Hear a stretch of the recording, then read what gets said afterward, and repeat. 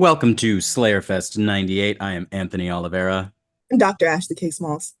And I'm Ian Carlos Crawford, and joining us today, he is an X-Men enthusiast and co-host of That Was Pretty Scary with Freddie Prinze Jr. Oh, hey, I guess that's where I say my name because the people are, this is an audio podcast and not like a lower third, unless there's hey guys, I'm Jon Lee Brody. This is a great start to my my guest appearance on Slayerfest. Hi, Jon. Listen, this scheduling for this, I want everyone to know Jon has been very patient. This has been, I don't know what the fuck happened with the finale. Every other recording has been like the smoothest and perfect, and then this one had to be rescheduled. Let's just blame it on Bastion, since he's been causing all these problems this season. Let's just blame it on him. Yeah. Speaking of, okay, before we get into the episode in general, what did we think of this as a finale on its own? Jon, what'd you think?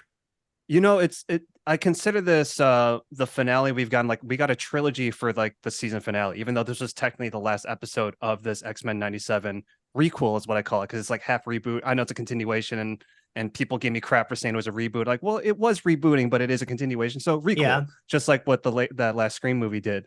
I feel like we got this was a great part 3, and I know there's a lot of people that didn't like X-Men The Last Stand. Now I will say this, having rewatched that recently, it's not as bad as we perceived it to be when it came out. Really? I don't, I did not say it was great, but for that to be a follow-up to X-Men 2, it was like, what happened here? Obviously, there was a lot of stuff going on behind the scenes, but I feel like in some ways we got like redemption for that.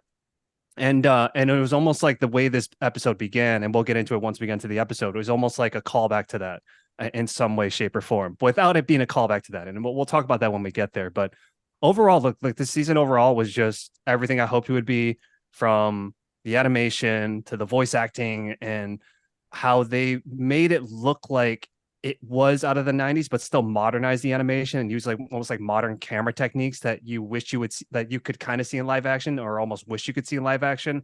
There's a lot of awesome things going on with this. And it's a shining example of when you let very capable creators like they have on this show, really let them shine and do their thing, you will not only get an amazing result story-wise and production-wise, you'll get something that the audience can really rally behind, which is what we're getting now. So it gives me like what Professor X has been searching for this whole life, and his friend Magnus, this little bit of hope. I think we have a lot of hope in terms of the future of this X-Men animated series. I definitely agree with that.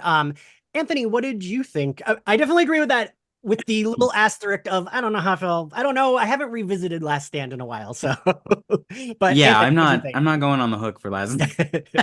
It's like revisiting Schumacher's Batman movies, like if you can accept it for what it is, well, I mean, I don't know if you're going to have that same love for Last Stand, but I'm just saying it's not as bad as we thought it was. It's when you take time away, it's just like with the original the prequel trilogy of Star Wars, some time away, you're like, oh, like this wasn't like living up to the original, but at the same time, it wasn't as bad as we thought it was when we saw it. Okay. Sure. Okay. Yeah. I thought, I think a lot of that, I would agree with that. There is, it's interesting because like you keep seeing headlines like bold and innovative, and it's like kind of what works about the show is that it is not innovating. It is sort of like thinking about, it is renovating is what I find interesting. Like, I never thought I would ever see the day where anyone in the wider world would know who Bastion is or think he was cool and scary. Like Bastion was like truly one of the biggest like false starts of the 90s. And like what I admire about the show is the way it, to what Jon was saying, sort of like lets itself remix and sort of requel a lot of ideas that are kind of have been sitting on the shelf for a long time. Like there's a weird way even where it's like, oh my God, are they going to do Onslaught? Like that's like the way that you can nostalgia for the 90s is really interesting as a phenomenon, because like we knew even at the time how sort of cheap and flashy a lot of these storylines were, and seeing them get a kind of like a revisit has been a lot of fun. So I enjoyed this finale. I mean, as you say, in like there's kind of like a punch 'em up quality to any finale where like we've done the math, we've all given our speeches, and now I have to punch you in the face. Like that's just kind of how the last third of an action movie has to go. But I liked it. It was fun. Ashley, what do you think? Loved it.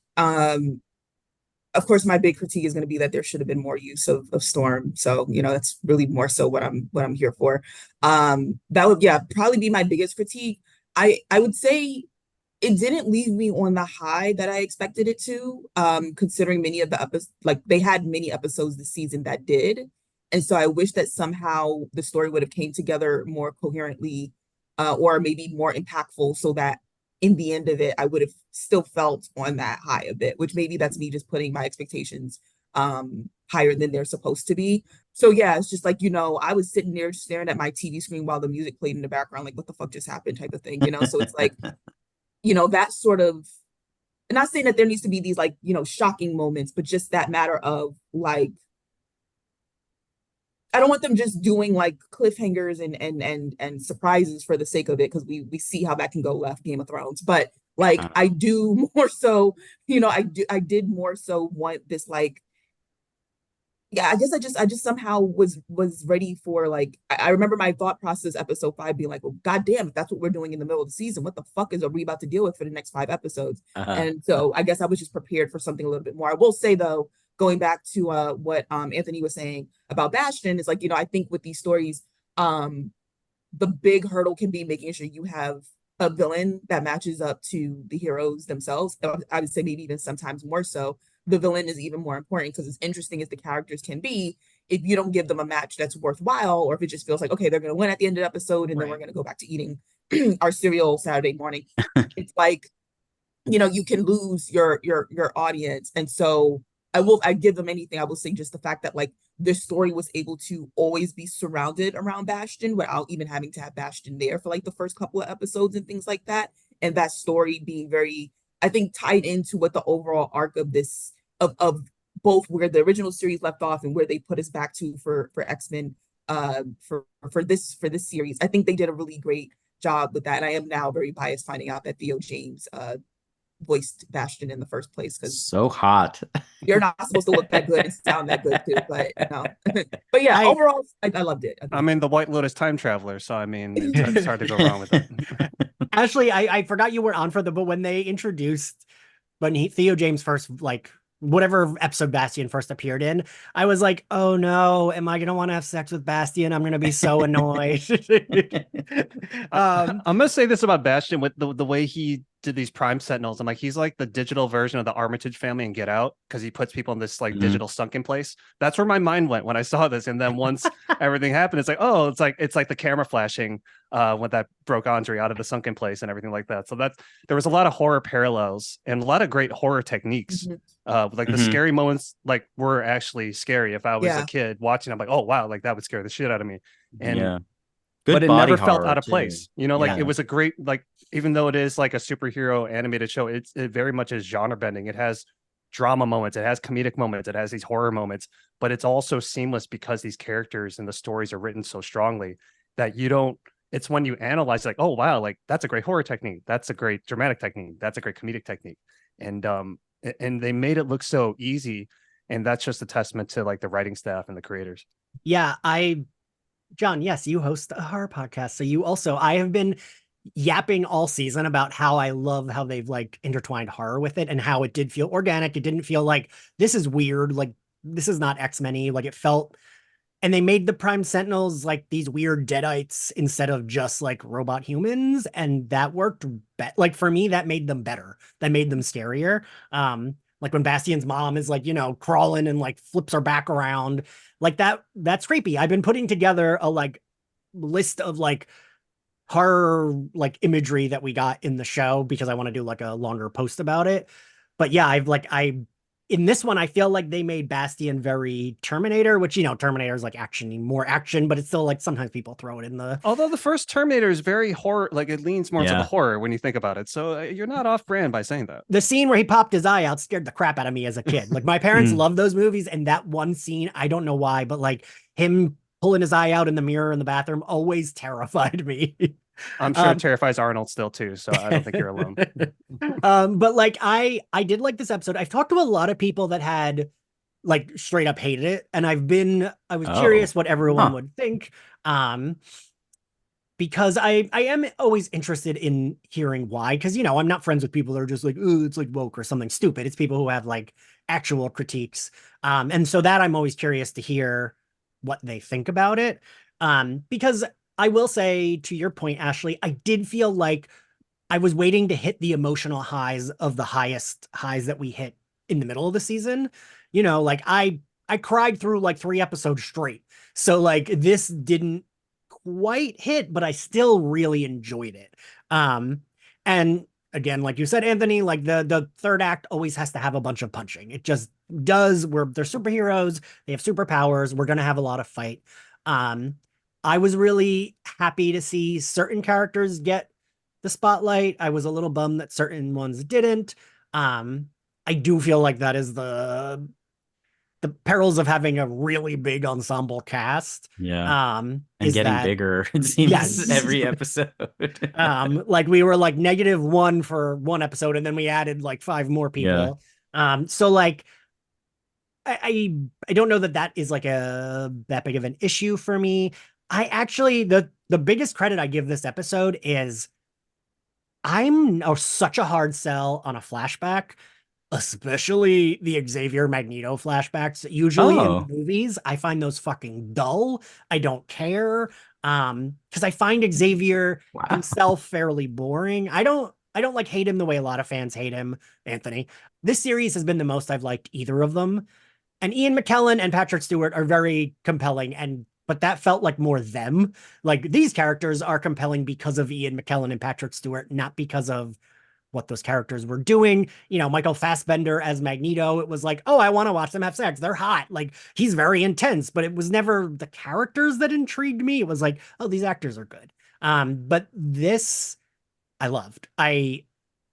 And I was very surprised when we started on a flashback. I was like, I don't know, and then I loved it. So That was what I was talking about with, because X-Men: The Last Stand, as you know, started with this flashback of meeting the young Jean Grey. Like, oh, this one's special. He's like, are you sure? Da, da, da, da. Like, we're very Shakespearean, and let's do this thing where we don't have to have this in the movie, but let's do it anyway. It was almost like watching like a rom-com meet cute with these two mutants that don't know they're mutants. But I love that they threw us a curveball that it wasn't a flashback. It's like we're actually in Magneto's yeah, mind, and he's about to have the most intense therapy session of his life to unwrap his childhood trauma, basically. So I was like, hats off to you guys. John, I want you to know you are now the second person I've had on who has imitated that exact line of Magneto's in X-Men: The Last Stand. And the first one was Adrian Huff, who's the voice of Nightcrawler, because he plays Jean Grey's dad in that scene. And he was like, did you know I played Jean Grey's father in Last Stand? I was like, I didn't know that. And he was like, yeah, I have one line, but I sat there all day listening to Ian McKellen say, and he did that line, like, oh, Charles. And he did a really good impression. Charles. It's always like Charles. Yeah. He rolls that R, doesn't quite roll the R, but it's like a half roll of the R. Yeah. But yeah, I liked it. I don't think this season, I don't know if you all agree, like had even like a episode like this where I'm like, it didn't quite hit the highs. It's still like leaps and bounds above like a bunch of other stuff. And I still think this is like some of the best, tightest character work and writing Marvel has put out for like TV or movies in a while. So even if I critique it, because I feel like people will pull the one critique I say. Usually that's like the angry YouTube comment I get, the like one critique, and I'm like, no, I love this show.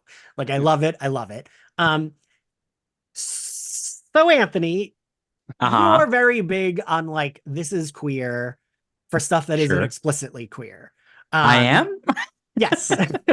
You are very big on like the subtext here. That is absolutely what's going on. Yeah. Yeah, I thought it was actually, you just said I don't like Charles Xavier. That's not entirely, I think he's a great character. I think he's an insufferable Computer, pull up person. the clip I cut for the last trailer Anthony was on where he says, I hate Charles Xavier because I do hate Charles Xavier as a person. As a person, I hate him. I think he is a fascinating character, and Tell I think us how you he really is- feel. Yeah. I hate everything about his politic. I hate a lot of the way it manifests at a story level. Like like last episode where they're like, Magneto has declared war on the world. It's like, I'm pretty sure the genocide Bastion just committed declared war, actually. And I think Magneto is being pretty chill about everything. But that's great. That's what makes him a great story. And I just used him in the Kid Juggernaut thing because I do think his sort of like recognition of like what his weaknesses are can be interesting. And this is, I think, one of the scenes I have liked him most ever. Because I liked the sort of ludic, kind of playful way he comes out in this. Like the way you see him test the waters like 3 times before he just says it and says like I'm a mutant.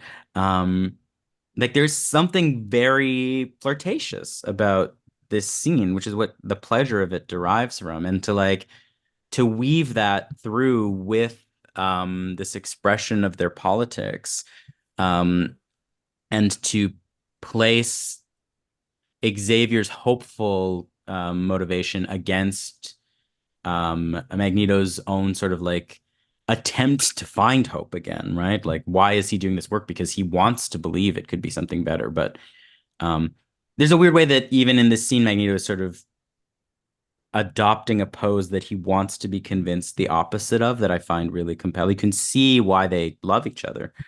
I thought it was a great little scene, and I again really hate Charles Xavier.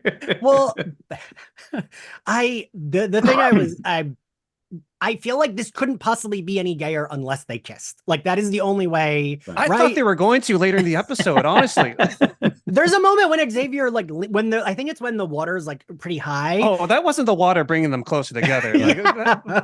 Like Xavier literally leans closer to his face, and I was like, "Are we getting it? Is it finally happening?" Like, I've never been actually like the hugest. Like in some ways, I feel like their love transcends the physical in some ways. Like it's never bothered me that Magneto has between 1 and 5 children at all times. Like that sort of is fine. Who are in this episode, right? We see them on the boat. But this is the moment in the comics where they have a child together, right? Like this is the moment where Onslaught is born in the books, where their sort of minds are having this weird little kiss, and like wait, a is baby it? is made. Is that why everyone keeps talking? I did not remember this being the.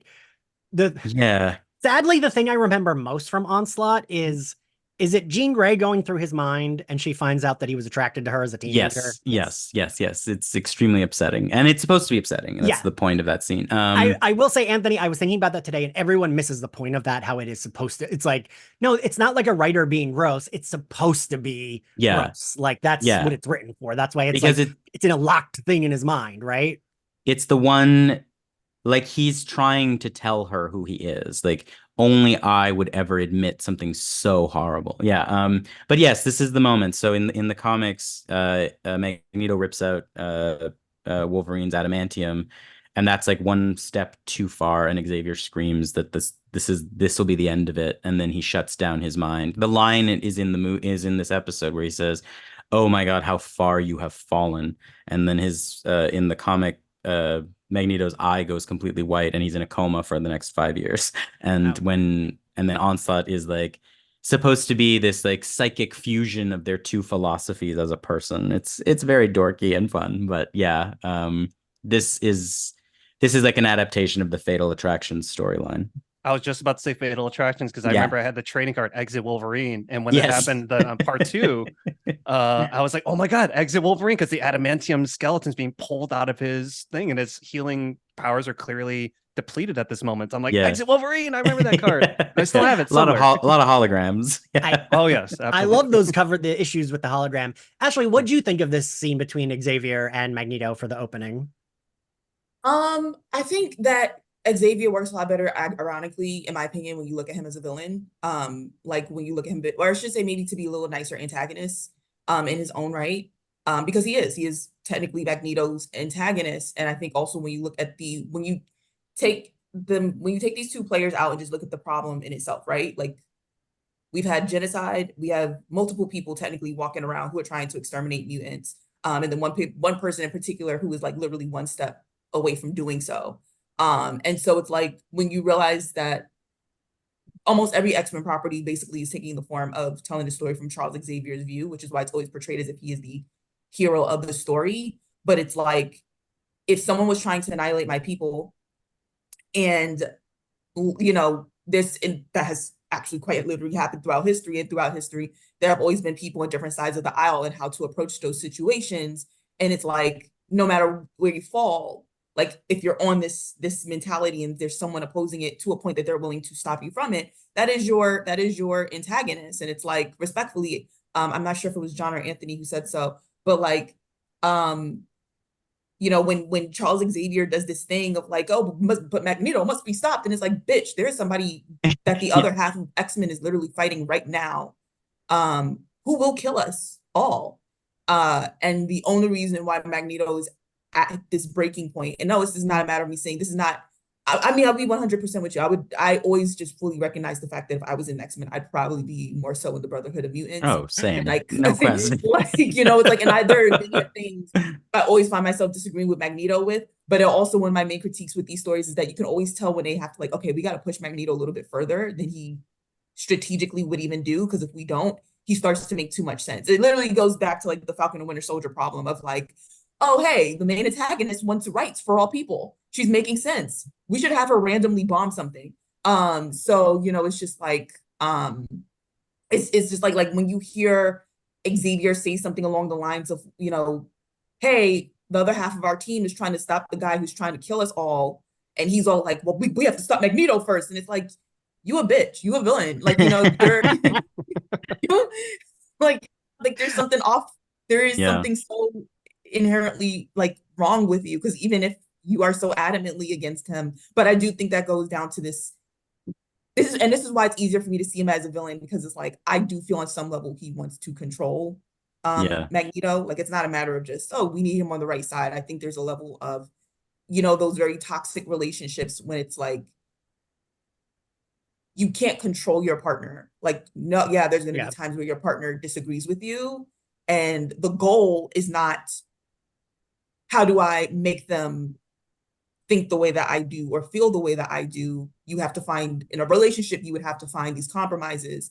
And ironically, I feel like through this series, what we have seen is that Magneto is actually more willing to compromise than Xavier is, considering that for most of the show, he worked past what he would originally do and was like, well, this is his dream, so I'm going to try it this way. And that's not even just compromising, right? That's completely giving in to what this person tells you is right, and then finding out like, bitch, if I continued around your path, even more of my people would be gone. So it's just like, I don't want to, I personally just call Charles a villain. I will say that the better term would probably be antagonist, and that they have to make him antagonistic for the story to even, you know, be interesting. It's not as fun if they're always agreeing with each other, right? But you have to not fall for the trap that many X-Men properties have to take, whether it's the comics, the movies, the show, which is to make Charles as the Xavier, as the person who is basically the leader of this team in terms of theory and in terms of proxies, that his way of life and his way of meaning is correct. And if you just give yourself like 2 seconds of critical analysis of what if for 2 seconds I decided to not agree with his mentality, how would this look? So that's how I view their relationship, more so. I feel like at this point, the only people who don't really see the homoerotic, like, I don't even think it's like underlinings at this point, because I've you know, that part of their storyline has just been there for so long. I'm just like, in 2024, if you're still trying to act like they're best buds, I don't even know, because it's just like, at that point, like, as a friend, if you've been disagreeing with someone for half a fighting century, for that long, you know, like like, I mean, I'm sorry, I've dipped on friends who didn't pay their half of a Beyonce ticket like more than once or twice. So it's like, at that point, when you're that like, it's a little bit more than just, this is my friend. Like, Logan has an actual brother he disagrees with that he refuses to talk to. So can we be like, just, can we all please just be realistic here? I mean, and how many times? Because I mean, really, Charles has just been negging Magneto this whole time. When you really break it down, that's what he's been doing. No, you know, and he calls him Magnus. He could call him Eric, but he chooses to call him Magnus. That is a very calculated choice. And actually, I really love how you're deep diving into this, like the minutia of these two characters, because when you break it down, they both want the same thing. And you're absolutely right that Magneto is willing to be like, okay, I'm willing to try it your way. And I think it's the difference of their upbringing, because, you know, Eric Magnus grew up in the Holocaust. you know, Charles has never been jaded, as far as I know. Not only has he never been, well, like, we know he's gone through his trauma, but it's like, realistically, you are born and that's not to erase what he has to go through as somebody who is disabled, but he is a very rich white man. Like, you grew up as privileged as possible, while Eric's literal introduction to humanity was, we're going to target you based off of how you were born. So kill it's your like, family, like yeah, it's Mhm. like I always, and I don't really like to say it, I always joke, but like I'm like, if my introduction to the world, to humans, was the Holocaust, like Right, basically, yeah. like, you know, it's like I listened to one story of my grandparents going through segregation. That's enough for me to be like, we're not burning enough things down. I don't know. Yeah, my mom grew up. My mom was born like right when the Japanese occupation of Korea ended. So, but the residual effect of that was all through her childhood, because just because the occupation ended doesn't mean all the effects of it go away. And as I've gotten older, I've certainly, I've always had a massive respect for my mom, but like as I've gotten older, I've asked her questions about it, like what it was like for her growing up. I understood why she was the way she was when she was being weary of people I was around, because she just saw things I didn't understand. Yeah. And it's funny when I look at Charles and Magneto, my mind went to, because in terms of them wanting the same thing, my mind went to Cobra Kai. And I swear this isn't a non sequitur, but if you think about it, Daniel LaRusso so said like Miyagi-Do's the way. I kicked you in the face, Johnny. But Johnny's like, why are you so convinced that your way is the only way? Like, didn't you ever think that we have to do this to take down John Kreese? And you break it down, and like all those theories that Daniel LaRusso was the real villain, you start to see like, yeah, I can see the arguments support that, because you're so set that this is the way, and you want everybody to bend to your philosophy, but you don't want to bend to anybody else's. And that's what I see with Charles and Eric, is that Eric's like, I'm willing to try it your way. Now, will you try mine? And Charles like, no, this is it. This is, I believe in humanity, blah, blah, blah, blah, blah.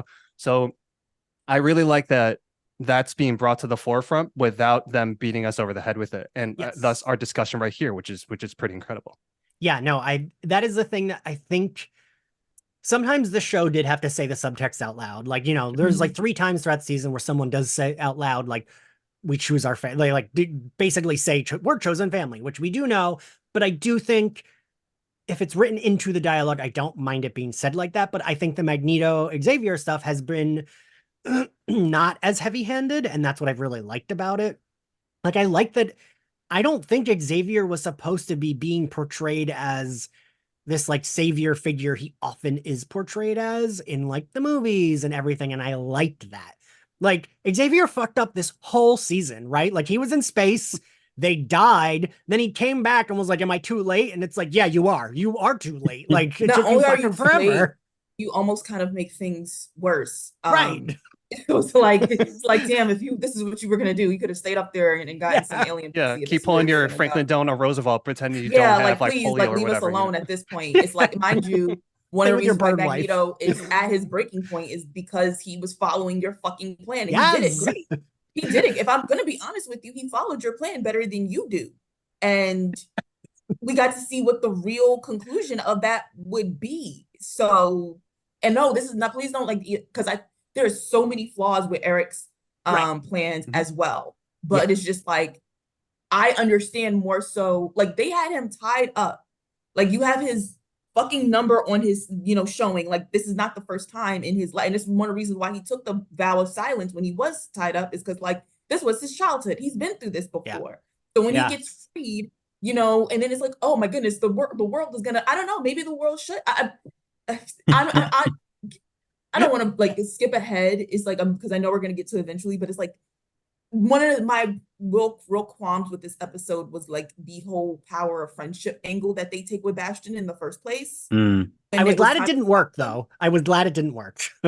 Because I'm just like, can we be so fucking for real? I hate this mentality, because we see it in real life too. Like, oh, well, they were rude to you, so now you're gonna be rude back. Yes, bitch, the fuck you thought this was. Like, you know, it's just like, like, you know, I hate, because we are always told to be, you know, palpable and nice, and oh, well, if you want to know, fuck you. Like, you know, it's like, when they go low, take them to hell. I'm so like, you just like, and it's like, Ashley, did you see that? That reminds me, there's this clip from a Congress meeting, I think it was from yesterday or 2 days ago, of Jasmine Crockett and Marjorie Taylor Greene kind of going at it. I don't know if you saw that. Love it. And Jasmine Crockett is a representative that very much feels real. Like, her reactions are real. Like, Marjorie Taylor Greene does something like insult her eyelashes. She's like, oh, you can't see because of your fake eyelashes you're wearing. And she's like, well, what if I were to say, this badly bleached, built, like, ugly bitch is like not, am I allowed to say that? And people then are like, oh, she's being too rude. That's too mean. And it's like, no, like, she's not going to appeal to them by being like, oh, well, I'm going to be nice Let to me take the high you. road. Like, that just doesn't fucking work. And she did an interview. Like there are times when you can, like when they were at like the bargaining table and what was that? It was the court scene or whatever. Like I can understand that like a bit. It's like, all right, it's sort of like how we suck it up at work every day. It's like you got several moments during the workday when you're ready to wild out on a coworker and you got to take a deep breath, like, right, per my last email, because you don't want to lose your job. But then there comes many of people have had that moment at their jobs where they're just like, I deal with this shit every fucking day. This thing barely pays my bills. And after trying to take the high road for several months, even years, now I'm ready to wild out because you know what? Fire me. But if you fire me, I'm taking all of y'all down with me, type of thing. So it's just like that moment, and that's just so it's just so attached to Professor X's persona. And so that's where it was just like, this is where I need Magneto's team. I need him to have the real OG team of like, not the temporary X-Men who leave for like 5 seconds and then they come back. I need the real Brotherhood of Mutants, because it's like, this is exactly why I need people to understand. Because like, can you imagine being face to face with a villain who is not just trying to hurt you, not even just trying to take your powers, which still would be valid, but it's trying to actively wipe you out for how you were born. And this privileged millionaire's son is like, no, we should be kind to him. Fuck you and him. Matter of fact. Yes. Yeah, I do think this show actually, I mean, maybe I don't know if I'm like being too whatever, but I thought this show did a good job of showing where both of them are wrong. Like that's what I really did like about this, is like, I was with Magneto. I was on his side the entire time until he like turned the power off and probably killed a bajillion people on Earth. But like, also I got it. He's fucking furious and is going scorched earth. But like, that still also didn't, like, I appreciated that neither of their plans worked. No one had a good plan here. And that's what I was wondering about, is what would have been the good plan?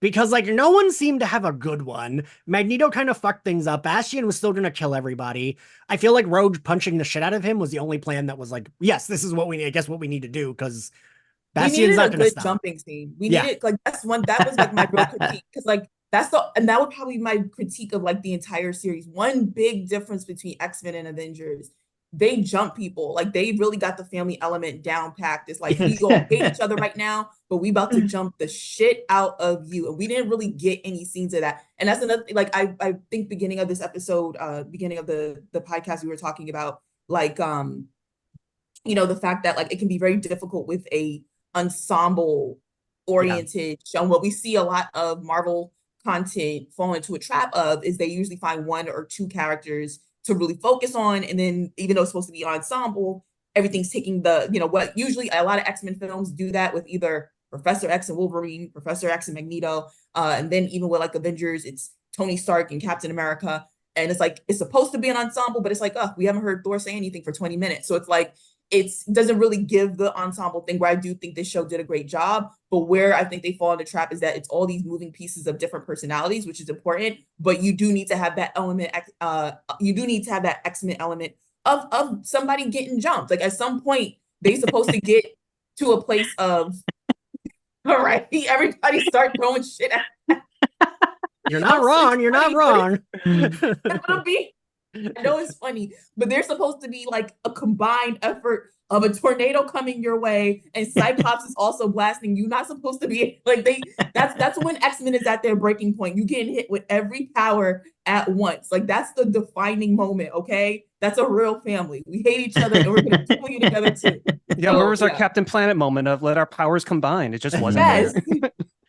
I will say, I gotta say, because I loved the moment, I did feel like the moment we got of their powers combined was when it was the three, with Storm, Rogue, and Jean with the asteroid. I did love that. So I was like, yeah, these are the three most powerful X-Men on this team. Yes, they should be the ones like lifting the fucking asteroid. Like, I just feel like they are the most powerful, aside from, I guess, like Magneto and Xavier, if we're, but I loved that. That really I made love me that happy. Nightcrawler, all he can do is pray. He's just like, let me find my rosary. You guys are busy. I cannot contribute. I will sit here. That would be me on the X-Men. So Xavier does go into his mind. We learn the whole thing is in Magneto's mind. And like you said, that's basically his therapy is most of this episode. But we get the power turned back on, and Xavier kind of gets stuck in his brain. They both go into episode-long coma. We talked about this last episode, and I'm going to be that person, right? I know people get annoyed at people with Marvel. They're like, oh, that's a cool cameo.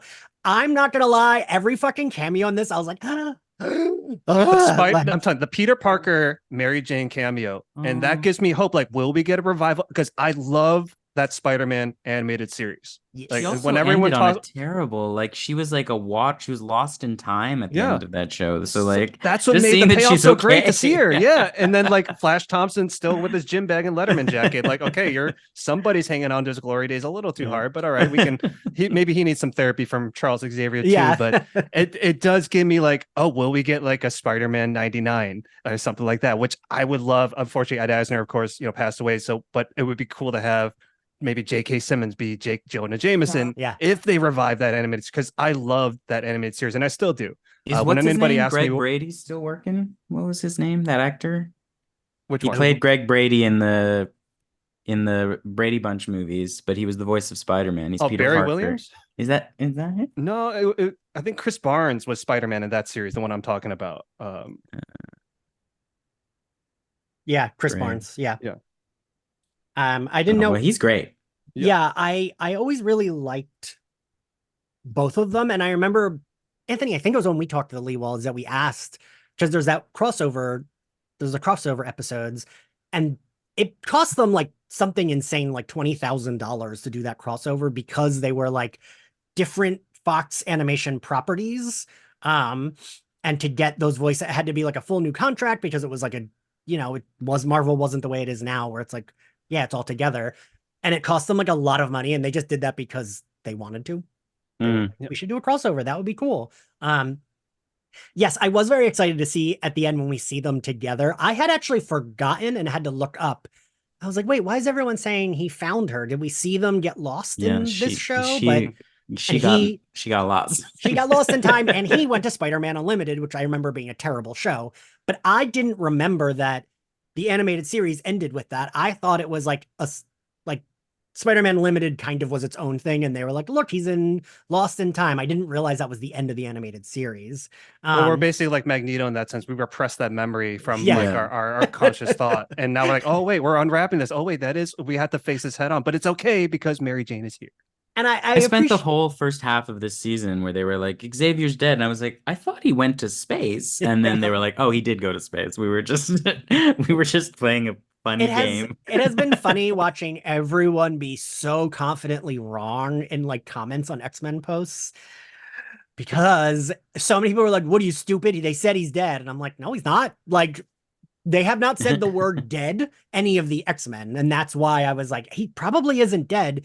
They like in the first episode, they say, well, he's been gone for a while. And I'm like, that's clearly specific wording. Right. Other people that weren't in the X-Men do say dead, but like they never do. So I knew he had to come back. Otherwise, I feel like we would have had a funeral scene, is what I kept thinking. But so the other thing I gotta point out about those cameos, I love the like putting them in the exact same cartoon outfits. I don't know. There's just something that like makes me very happy to be like, yes, that is Mary Jane's outfit. Yes, that is one of two of Peter Parker's outfits he wore in the cartoon. Like, I just like, it's very comforting to be able to recognize Peter Parker just as like, he doesn't have a camera, he doesn't have webs, it's just him, but like we know who that is. And it's a nice nod, because it's also something where like, it's fine if you miss it, right? Like doesn't matter. I thought it was cute that Daredevil immediately gets his shit rocked. It's just dropped instantly. It was nice to see Cloak and Dagger be remembered. I think it just, it's just always great. Like, yeah. But, I think with like, for so many years of, especially with the live action shows and it's shows and movies, And the comment is always like, where the hell are these other superheroes that are supposed to exist in these worlds? And we're like, we all know it's like, well, hey, Marvel is not about to pay $20,000 to have these random, people show up for 5 seconds. But it's like realistic from the comic book point of view. Like you do get this one random panel of like, what the fuck is Daredevil? Like, isn't this happening up the street from where he lives? What's going on with him? And then you do see like, oh, okay.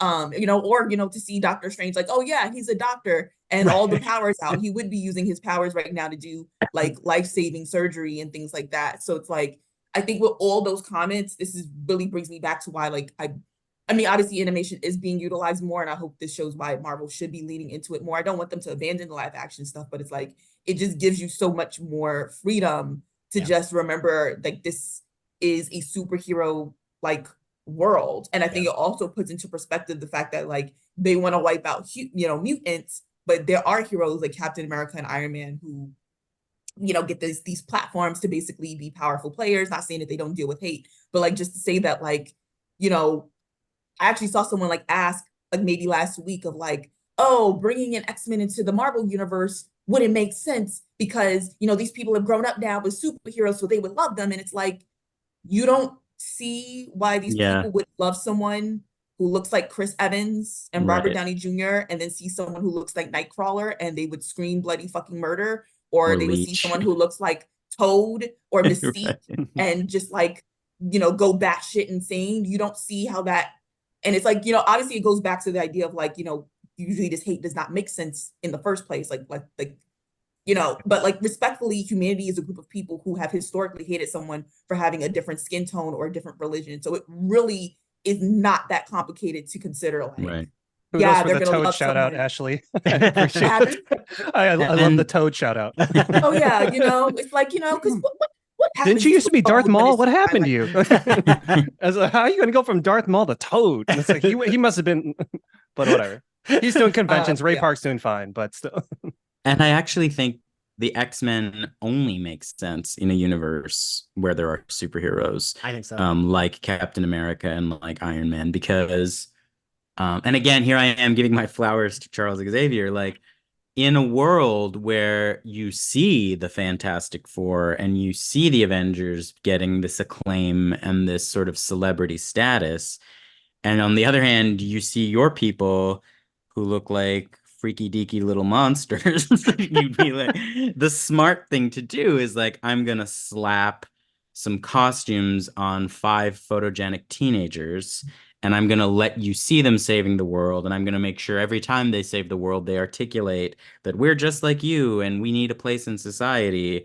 And we're not like that bad mutant who's ripping down buildings and launching missiles all the time. Like, the X-Men as a PR strategy feel very canny to me. And it's not that different to sort of an idea they've retconned into Franklin Reed Richards, which is like, Reed Richards is a man who turned all his friends and family into gross monsters, and his response was to turn them into celebrities. Like, his gift to the Thing is like, you get to be beloved by the world, so you don't feel bad about how I made you a rock man, so there is a kind of like way to me that the X-Men almost don't make sense unless the Fantastic Four and the Avengers existed first. Anthony, thank you for validating, because I kept being like, am I just being that person that everyone makes fun of with like comic stuff? Because I do think it lends itself to the storytelling. And like you said, Ashley, like, oh, Daredevil's up the street. Why wouldn't we see him doing? I mean, in this case, they were in space, so he wasn't. But still, like, of course this would affect other heroes. And I like that. For me, these are the cameos I like when it doesn't matter, right? Like, we don't need it, but I do think it is world building, and it reminds us these people exist in a world with other heroes. And that is an important reminder to have, because I do agree with you, Anthony. I think the X-Men work way better in a world where they are the hated, like, superhero group. And they're not seen as superheroes, even though they are. And I do think that without other heroes, it might not make as much sense, right? For like the only superhero team in the world to be like hated if they're saving people and are photogenic teens. But it makes more sense if it's like, well, they're not like the Fantastic Four. They're not the good ones like the Avengers. Right. Like, that makes more sense. It also underlines why they're necessary, right? Like, in a world where the X-Men in a world where the X-Men are the only superpowered superheroes, like the Fox movies Yeah. and so on, like it kind of creates this weird effect where like there's these superpowered beings and they're mostly just in it for the superpowered beings, you know? Whereas Yeah. like if you live in a world where there are Avengers and there are Fantastic Four, and they're great allies when it suits them, but it's not their fight. And so who's fighting for you? Then the X-Men makes sense. And then Yeah. you get great moments like Emma Frost asking the Avengers, like, where were you when our babies were burning? You know, like it creates a space where you understand why that political bracket has to exist. Yeah.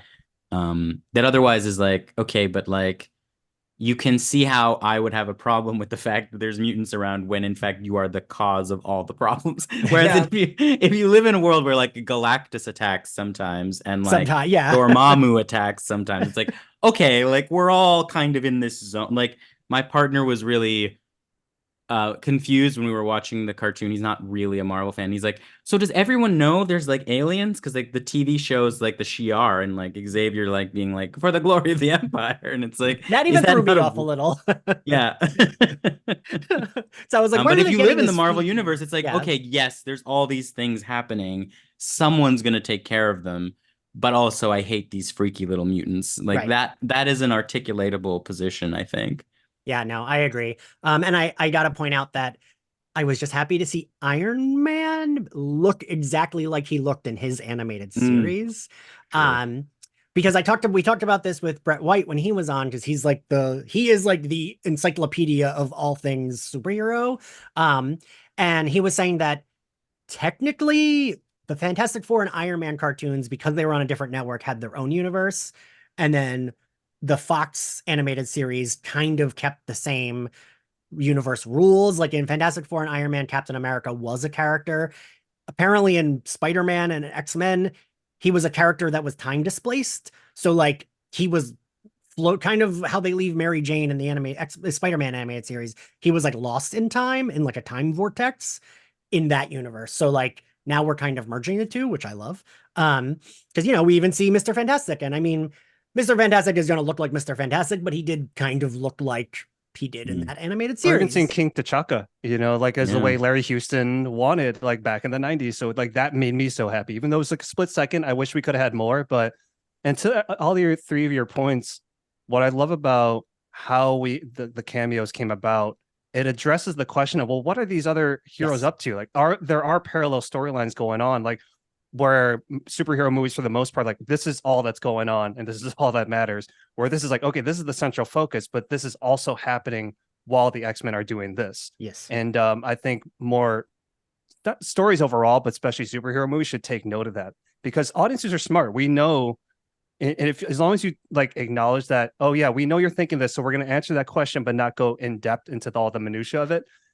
That made me like, I was like, okay, that's good enough for me. And if Yeah. we get more Daredevil, if we get a whole Spider-Man spinoff, great, that's a bonus. But that was more than enough for me, just to see like, okay, you're Yeah. acknowledging these characters exist, they're doing their thing, but we know the central focus is on this A storyline that you presented Right. us.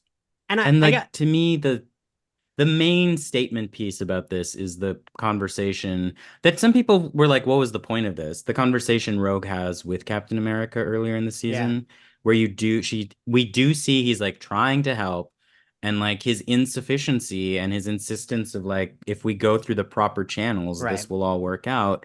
Um, articulates exactly why she's doing what she's doing, right? Yes. But it's like, This Kev, you've is been frozen for how many decades? yeah. It's like He's not, he's a slow learner, that Steve Rogers.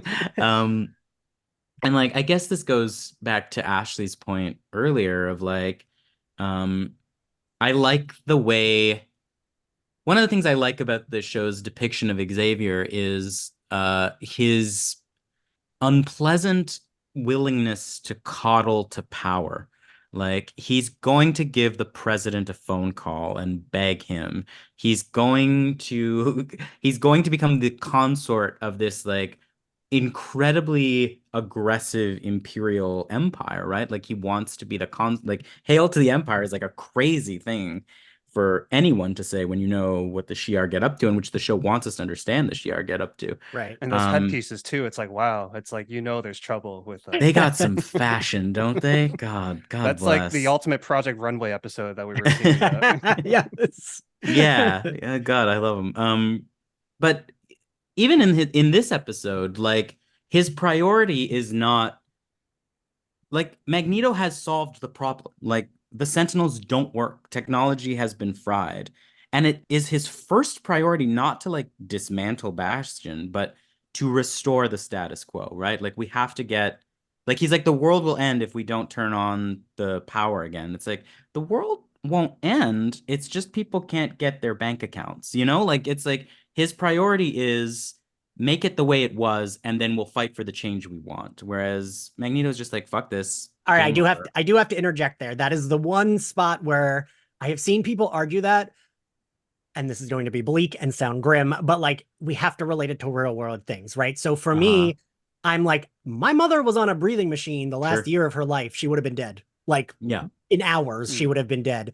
And she wouldn't have been the only person that would have had that happen. So it isn't just, well, they can't access the internet and their bank account. It's no, people are dying every other minute. It was 97. They were on dial-up too. So I mean, right. And to be fair, the comic book that this is based on is very clear. Like, here are the planes that fell out of the sky. Here are the hospital equipment that shut down, right? And that's true, right? That's Magneto is a terrorist. That's what he does. Yeah, like I thought LADWP was bad when they shut the power off. Like, move, man, you took it to another level. But I did like I have seen people saying like he didn't do anything, and I'm like, okay, well, I still like stand firmly in both of them are wrong. Magneto has a better point, but both of them are wrong. And it's I quoted this. I don't know if any of you follow her on TikTok. Just brought her up so I could get the name correctly. The Baddest Mitch. She does like the one black girl at Hogwarts, but she does this. One of my favorite TikToks is the other black girl at, on the X-Men. And I always think of her when she's like, I would side with Magneto, but he does too much. He always goes a little too far. You can't melt a senator. And like, I always think of that because that's kind of how I feel. And she's like, well, Charles gives me free rent, so that's why I stay here. And like, I feel like that would be me on the X-Men, where it's like, well, but Magneto's making points, but like he's going way too far on that. But like, okay, free rent in a mansion, sure, I'll live here. So I think of that a lot. But so I just wanted to not to counterpoint. No. I'm not here saying that was a great thing. We're not here to argue rent control, Ian. We're in favor of rent control. But there isn't even a question. Like even the grammar they're using, like Magneto has declared war, and it's like war was already beyond declared, the critique of like. Beyond the critique of like, okay, we're dividing in two teams. We're going to put the guy whose skeleton is made of metal against the guy whose power is bending metal. Like, even beyond that, it's like, maybe like one of these is actually a priority. One of these is a genocidal robot. Let's deal with that one first. And then we'll turn the power back on, right? Like, yes. Also put into perspective that Bastion is also like, there are very much humans that are in, like, for example, the robots attacking Wakanda. T'Chaka is not a mutant. I'm sure probably are mutants in Wakanda, but like he was going specifically after the King's Palace, which like definitely loved the interpretation of T'Chaka where he would just break the glass like, you bitches want to come in here anyways. I love that. It's like, I'm not even going to stand back here. Fine, let's get to it. But like, for example, we see them, or even going after Daredevil. Daredevil's not a mutant. It's like, so it's definitely we see the extremities on all. Yeah, from each, right? Exactly. It's January 6th, right? Exactly. Like we're in charge now. Yeah. Exactly. So we see all these players who are willing to go way past where they need to. I just think in terms of reactionary actions, Magneto's made the most sense. You just got tied up, gagged, reminded of like your childhood, and everyone who is from your group of your demographic of people are currently being hunted like animals. You say enough and you have a whole planet gets shut down. Whereas it's like with Charles Xavier, it's like you just came back 20 seconds ago and now you think you get to tell people how things are going to operate. And then in the sense of the humans who are like press the red button sort of thing, it's like we're here because of your inability to really do anything except for give speeches. So it's just like Right. we're all in these positions because of the people who decided to take laid back efforts, and now it's made the person who was technically holding himself back all 10 episodes finally say, okay, fuck it. We tried it your way, tried to talk to you people, tried to do this, tried to that. Now, Yeah. since genocide is okay, let's see how it works. So let's work for you last time, right? Let's see what happens when I do it. I don't know. So it's like we see an extremity that is completely unacceptable, but we also saw it wasn't like he woke up one day and was like, what if I shut everything down? How many humans do you Right. Yeah. So it's just like, all right, I get it. And go ahead, John. Oh no. Wait. I saw the reflection. Wait, I saw the reflection in your mic stand, and I thought it was your hand. Oh. So I wanted to point out just a few other, just since we're breezing by the cameos.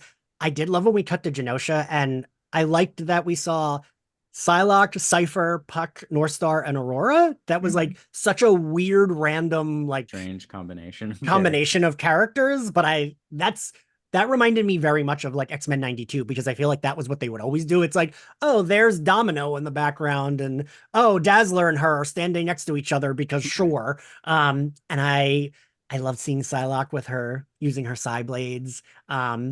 Northstar and Aurora were two that I did think we would see, since it was like a gay person at the head of this. I was like, oh, we're gonna see Northstar, because I actually do. I do love Northstar. He's the first gay superhero from when I was a kid. I liked that. I liked seeing them like ready to fight. Because it did seem like everyone else was getting their ass kicked by the like Omega Sentinels. My favorite cameo this season was Courier at Gambit's funeral, where which person was that? I didn't know any of them except for Belladonna. So Gambit has a trans ex-girlfriend that no one talks about, partly because she's kind of problematic. She starts, and this is where it gets problematic. So Courier is a male shapeshifter. I forget his name.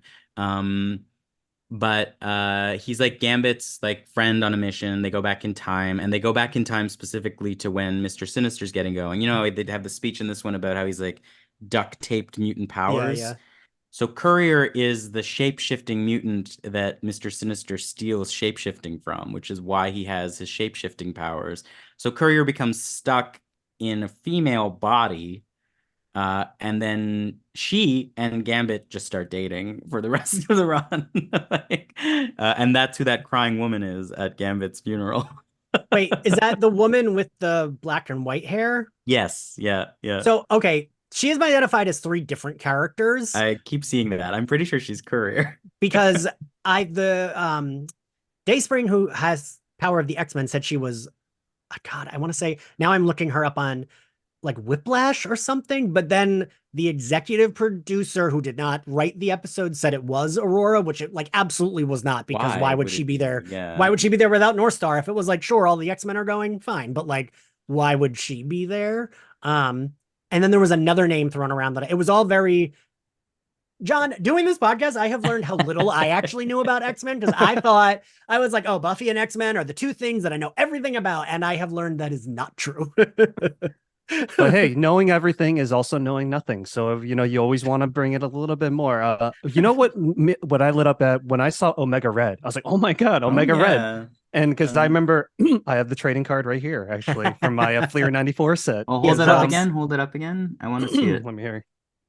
Oh, yeah. Art, look at that 94 artwork. I loved that art. Yeah. Yeah. That was cool. And then seeing the Silver Samurai again, because, that Wolverine movie when they went to Japan could have been so much more. And I have a whole I tried to audition for that movie. My manager pitched me hard for that. And they came back and said, oh, we only want to read, excuse me, Japanese actors, and I'm Korean. I said, oh, word. I'm glad that you are thinking that way. And then they went ahead and not cast a Japanese actor. So I was like, come on, don't tell us that you're going to do this and then not do that. You could just say like, hey, it's not going to be a good fit. We already have people on our list. So it is what it is. Obviously I've let that go as many, many years ago, but it was nice to see the Silver Samurai again too. John, it's totally understandable.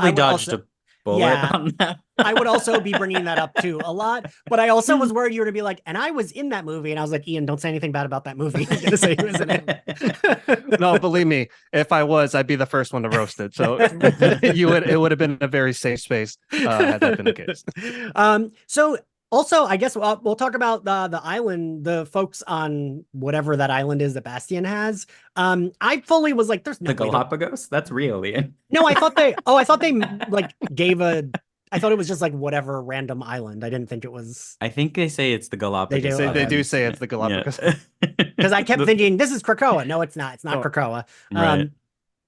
I did not think they would kill Jean Grey, and I have to say I liked the moment we got of, like you said, where she's like, oh, you're duct taped together with all these powers. I did like that. However, I will say I don't fully understand what the fuck happened there.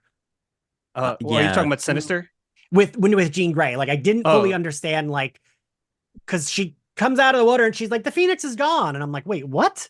Like, I didn't. That moved a little fast. Yeah, right. I thought of. Did you see the horror movie Malignant? Yeah. Remember when Madison's able to like take control of Gabriel? Like that's what I thought of. Like, oh, but the Phoenix isn't in control. Like I have control of this. But then that was it. And I actually wasn't Malignant. So if you want to, I love that movie. I actually do. That's not just me saying that. But that's where my mind went. So it was fun. Like, and I always look for horror parallels because I do think a lot more is taken from the horror genre than we probably consciously think about. But so it's like I get Get Out vibes with Sebastian, and then I got Malignant vibes with Jean Grey being in control of the Phoenix and all this stuff. But yeah, it was almost like. You're right. Now that you say that out loud, I didn't think about it that much in the moment because I was just trying to absorb everything going on in the episode. It's like, oh yeah, that was kind of quick, wasn't it? Yeah. Ashley, it would have been nice if it stuck around for 5 more minutes and solved the rest of the problems. Yes. In the episode. It feels like Phoenix could have done that. Ashley, what was your read on all that? Literally, what I was about to say is, they sometimes use Phoenix as like a plot device to either to move things along or like this easy patch fix to certain MacGuffin. things. That's a great way to put it. Yeah. And so that was my main critique with this. Like, oh, how convenient that after getting their asses handed to them for several episodes, that now can tap into this power that was, the way I think they tried to explain it away was, oh, the Phoenix is gone, but there was still enough of it, left behind. Like, don't think you could have pulled her out when you guys were in the air and crashing? Yeah. This will be one of 2 times that I reference Death Becomes Her for this, but that reminds like Meryl Streep in Death Becomes Her, and she's like, now a warning. It's like now a Phoenix. So that's my main thing with the Phoenix storyline. Sometimes it's like, look, either she is or she isn't. If she isn't, then I need them to work within what Jean Grey's limitations are, because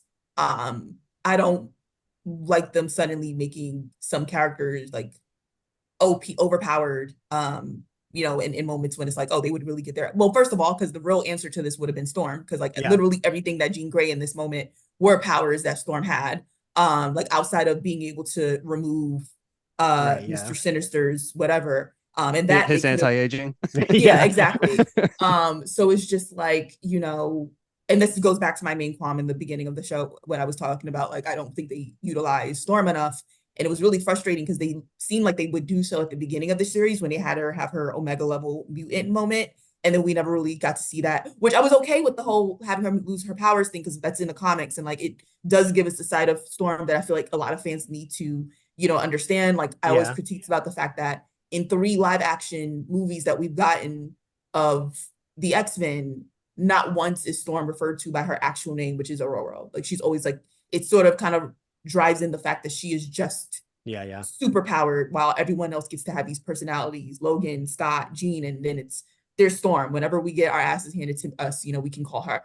Yeah. And so it gets very frustrating. So I was very happy that they were able to dive more deeper into her personality, but it was also like, she doesn't need her hands to make a tornado. Like, you could have her tied up and this woman can still, first of all, I need people to understand Storm is so powerful. If she wanted to, she could quite literally pull the air from out of your lungs and have you die just there. Like, she doesn't, because she's not a monster, but if she wanted to, like, she has the capabilities to do that. She has the capabilities to breathe underwater, like, because she can control water, it's like she can do stuff like that. And it was very frustrating to see them go back to the, turn her into boom sparky girl who does some wins every now and then. It's like, fuck. And then to have Jean get this moment, which I'm happy to see Jean get a moment, but it was also like you had to play into the Phoenix storyline that she's not supposed to have anymore to have her have that moment. And so it's like, yeah, I just feel like they lean into the Phoenix thing whenever they see their backs are cornered. And it's like, that's crazy because you do have an Omega level mutant to have those moments when, like, you could just have her wow out for 5 seconds and then have Jean Grey go up to her like, girl, like, we want to stop them, but we're not trying to, like, come back to us. Like, I would be more into that, especially considering her all the transformation that she goes to, where she had that moment of having to remind herself who the fuck she is. So it's like, I would have preferred that than let's act like there's 2% of Phoenix left in Jean Grey and have it come out at this random moment. So that's my 2 cents. Anthony, I have an X-Men, as someone who's written X-Men, I have an X-Men question for you. Once. The Phoenix stuff, because I remember in the Grant Morrison run, I remember that being like a reveal that Phoenix they kind of did the thing where where they blurred the line between her and Phoenix. Like, right. I forget whatever Xavier's doing, but it's like she's sitting in a chair and all the forks are lifted up by the Phoenix Force. That is a thing they like. Do they clarify that? Because then there's End Song, which I did not do anything to explain honestly, Phoenix to me. Yes, that is the actual like the actual answer is the Phoenix works however the current writer decides it does. Chris Claremont establishes that the Phoenix is a separate cosmic entity that sort of possesses Jean Grey. That then gets retconned that the Phoenix is a separate cosmic entity who impersonates Jean Grey. That gets retconned away too. Grant Morrison does make it that the Phoenix is a cosmic entity that Jean Grey is in some ways the incarnation of, that her power is the Phoenix. Like, that is her mutant power, that she always moves towards being the Phoenix. And that ends up being the way that arc plays out, that she dies again and comes back again. And that's the end of that story. And then it turned into that I love that line in this episode. I can't remember who said it, when it's like, they kind of put through shade at that about like, oh, Jean dies, we've done that. Rogue. Done that. Yeah, that was Rogue. Here we go. Yeah, it was at the pier. I was like, get her ass, bro. She's got the soap opera arc, basically. Yeah. That is the thing that I have been comparing this to, like, throughout, is when my grandma would babysit me, I watched a lot of telenovelas with her, and she would like narrate them to me. And this has very soap opera telenovela with superpowers vibes. And I don't say that as a negative. I love the fucking X-Men. That's what makes it work. Yeah. There is I was talking to a friend who like really hated this and was mad. It was like, well, this person's power to do this person's power to do this. And I was like, I know, but it always depends on who's writing them. Like, that is the thing I'm always willing to be like, all right, because I do think, I read I haven't really read a lot of the current run, but I read X-Men for a long fucking time, and it always depended on who was writing them, who at that moment could defeat who. Like, anytime someone's like arguing about this character versus this character, the answer is it depends on who's writing them. Right. But at a story level, I like that I agree. Like, this does seem like, well, can she just press that button whenever? And like, to me, at a story level, the way to justify it that I kind of wish they had leaned on a bit more, although they do go here, is like, specifically, she gets to do this to Mr. Sinister because specifically he has fucked with her life so much and has so much made her an object and said, like, I can control you and I decide what you are. And actually, this is her being like pulling the brake and being like, actually, I decide who I am. And furthermore, you're barely a person at all, right? Like, you're just this atavistic, irrelevant idea. So I like a story level, I like that. I do think it's just like, she does kind of have a flare up and then goes away. And it's like, could really use that 10 minutes from now, actually. While Rogue's fighting Bastion on the moon, Phoenix would have been really handy. I do feel the character that I was really excited to see in this season, and has had these sort of flashes of interest, including in this episode. But like, if we're going to talk about people who get fucked up by Mr. Sinister, I would have liked Morph to have a bit more to do here. Rather than just the sort of mean face reveal on Mr. Sinister. The little button on the scene, yeah. The Sinister thing they did make me laugh. They get to confess they're in love with Wolverine, which was fun. So yeah, it was very Will Byers and Stranger Things for a moment. If Will Byers could shapeshift, the Sinister thing I have to say, because when he was presented in this season, like, wow, this is like a horror movie. This is dope.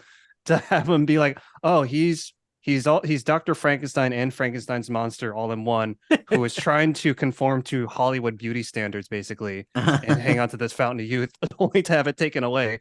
It's like that made me laugh, honestly. And then when Morph got to like be like, "Oh, you look great," I thought, he's Royden, you know, yeah. it brought a little levity to a very dark storyline, honestly. That actually is the other time I'm going to reference Death Becomes Her, because it reminded me of Death Becomes Her. Like, they're trying so hard to maintain their like beauty standards, and they're actually like, you know, they break at the end because they fall down the steps. And that is, and when she even says this, Mr. Sinister, you're scotch taped together, I was like, that's a good insult for this queen. That's some great really... product placement right there. Scotch tape stock probably went up a little bit because like Sinister is this queen who cares about how he looks, and I understand that. And like, I liked that being the like way she gets him, is like, look, now you're old and you're not so cute. Like that being like he runs away. I did like that.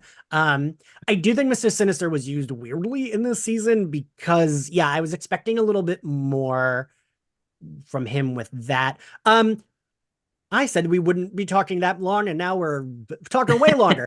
Let me speed this up. So what did we think of the Jean Grey, the Morph and Wolverine like moment? I liked it. I know that there are a lot of people that don't like a like queer person in love with a straight person. I'm okay with it, because there's no like, he's the Morph uses, I feel like Morph goes both and forth with they and he. Rogue used they, but everyone else has used he. Someone said in an interview that he uses both, so that's the only reason I do end up using both. But they like, they are the only queer person on this team. It is the 90s. I'm okay with that, but I do know a lot of queer folks like really hated that. Because Bo DeMaio did say explicitly on Twitter that it is supposed to be Morph confessing his feelings. Morph is the only person, like in Logan's mind, he's kind of partnered, even though it's this like love triangle that everyone's basically tired of. But like in his mind, he has this connection, and we know that connection does still exist on some level, because even Scott goes up when Logan is knocked out and is like, do not. He's like, you make sure that she can come back to you and stuff like that. So it's like that love triangle thing, unfortunately, is still there, even when it's like, all right, we get it. But everyone on this team on some level is basically partnered. You got Rogue and Gambit, even when it's like this, will they one day? That sense of companionship is still so vital to like to humanity, to existence, right? So you got Logan, who has this thing with Jean in his head. We know Scott and Jean are partnered. Storm now has Forge. Rogue had, Gambit. Even Nightcrawler has this, not even camaraderie. He has an actual family relationship with Rogue. So it's like, even beyond the romantic, everyone has this very close connection where it's like, yeah, we're all a family, but we all know that there's these certain players where it's like, okay, I'll save all of you. But if Rogue somehow it gets knocked out, we know Nightcrawler is teleporting to him immediately. Yeah. Even with Charles and Magneto, it's like, you bitches act like you hate each other, but we know that if it had been Magneto who got hurt and not Gambit, somehow Professor X would have gotten teleportation powers and he would have been the fuck out of there. Somehow, some way. So everyone does except Forge. And it's like, despite Morph, despite Logan's insistence that he has this connection to Jean, he doesn't technically. Yeah. And we see every time that he's brooding and he's alone, because in reality Jean is with Scott, it's always Morph who ends up, whether it's turning into Sabretooth, which I feel like was honestly more so an indication than anything, and then it's like, because we know that's the type of relationship that Wolverine actually likes for whatever his. It's all right. I'm attracted to toxic people too, Logan. But but yeah. So I feel like if nothing else, it's like you have these group of people who do not get to interact with the rest of the world the way that everyone else does, and so I do think that despite at the moment Logan's characterization is technically heterosexual, because I don't know what they're gonna do moving forward, and Bo DeMaio did confirm that was Morph confessing his feelings.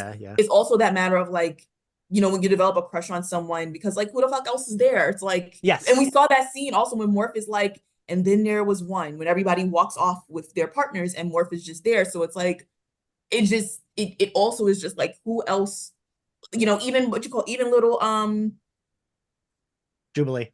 There we go. Even though he got a partner now, so it's like, damn, even the kid is dating. Right. So it's like, I just feel like if nothing else, like it would make sense that Morph would develop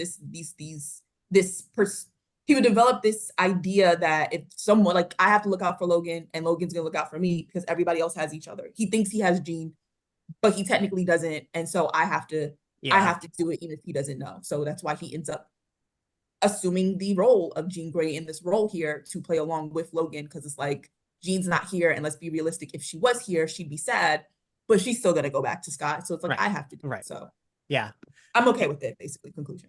Yeah. Anthony, what'd you think? I'm curious.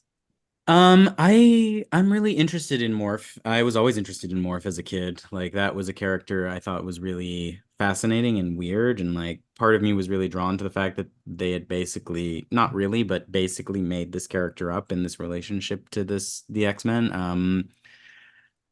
And there is a degree where like all the critiques are true, right? Like, Morph is a genderqueer character who is a shapeshifter. That's already an exhausted trope. Morph is a queer character in like besotted love with our main hero and will never get them, right? Like, that is also a trope. And yet, one of the reasons it doesn't bother me, and why I find it so interesting and audacious they've gone this route, is that like that subtext is actually present in the 90s in the original cartoon. Like, Morph is clearly in love with Wolverine. Morph is obviously available and vulnerable to Mr. Sinister precisely because of their queerness. Like, that is a codedly queer exploitation that happens there. So in some ways I don't mind, because it's like finishing the math of the original show, you know? Like, also, like, that is a queer relationship, especially like I have been the gay who's like, well, I can do the stuff that the girls in high school don't want to do, and like, you'll never like me the way you like them, but I'm around and this is the best I can do. Yeah. So yeah, it's not perfect representation, and I kind of am glad that it doesn't have to be. Like, yes. who wouldn't be hot for Wolverine, you know? Like, that is a thing. And I don't want to sound like a grumpy fucking millennial, but like, that is a thing that I think that sometimes people have trouble with. Like, sometimes I don't want something to be the perfect cookie cutter representation. Like, I like that we can have fucked up queer characters. I liked, in White Lotus, when the guy shits in the suitcase, the gay guy who's the main character, Murray Bartlett, like, shits in the suitcase and then gets stabbed, and we learn that he is the one that was murdered. And like, I like that. And I know some people did not like that because it was like, oh, the gay character has to die. But for me, it was like, that's a full story. I find it much more interesting than if Morph was like, well, I'm queer now, and had like a rainbow flag, and like stayed safely. Yes. Because the alternative is like stayed safely, like, sexless, right? Yes. Like, I like that Morph is allowed to have desires that are hard to triangulate and to square, and that impinge upon the perfect love triangle that's supposed to structure this show. It's like, actually there is a fourth corner to this love triangle, and it's not less valid. And like, Right. I like, that's kind of why I wish Morph had more to do with the Mr. Sinister stuff, because like, Morph got fucked as much, if not more, than Jean. Why does Jean get to slap Sinister around, and Morph just gets like a punny little thing at the end? Like, but again, it's an ensemble cast that is just huge at this point. Yes. So and Jean Grey sells t-shirts and Morph as yet does not. So But going on what you said about perfect representation, I don't think there's such thing. I mean, representation is one word, but really has infinite possible meanings depending on the individual. Yeah. So, I mean, that's the way I like to look at it. People think, like, what is representation? And I say, well, what it isn't is something unilateral. And so in terms of the Morphs, look, I'm obviously an ally to LGBTQ and everything. So I can only speak to what my perspective is.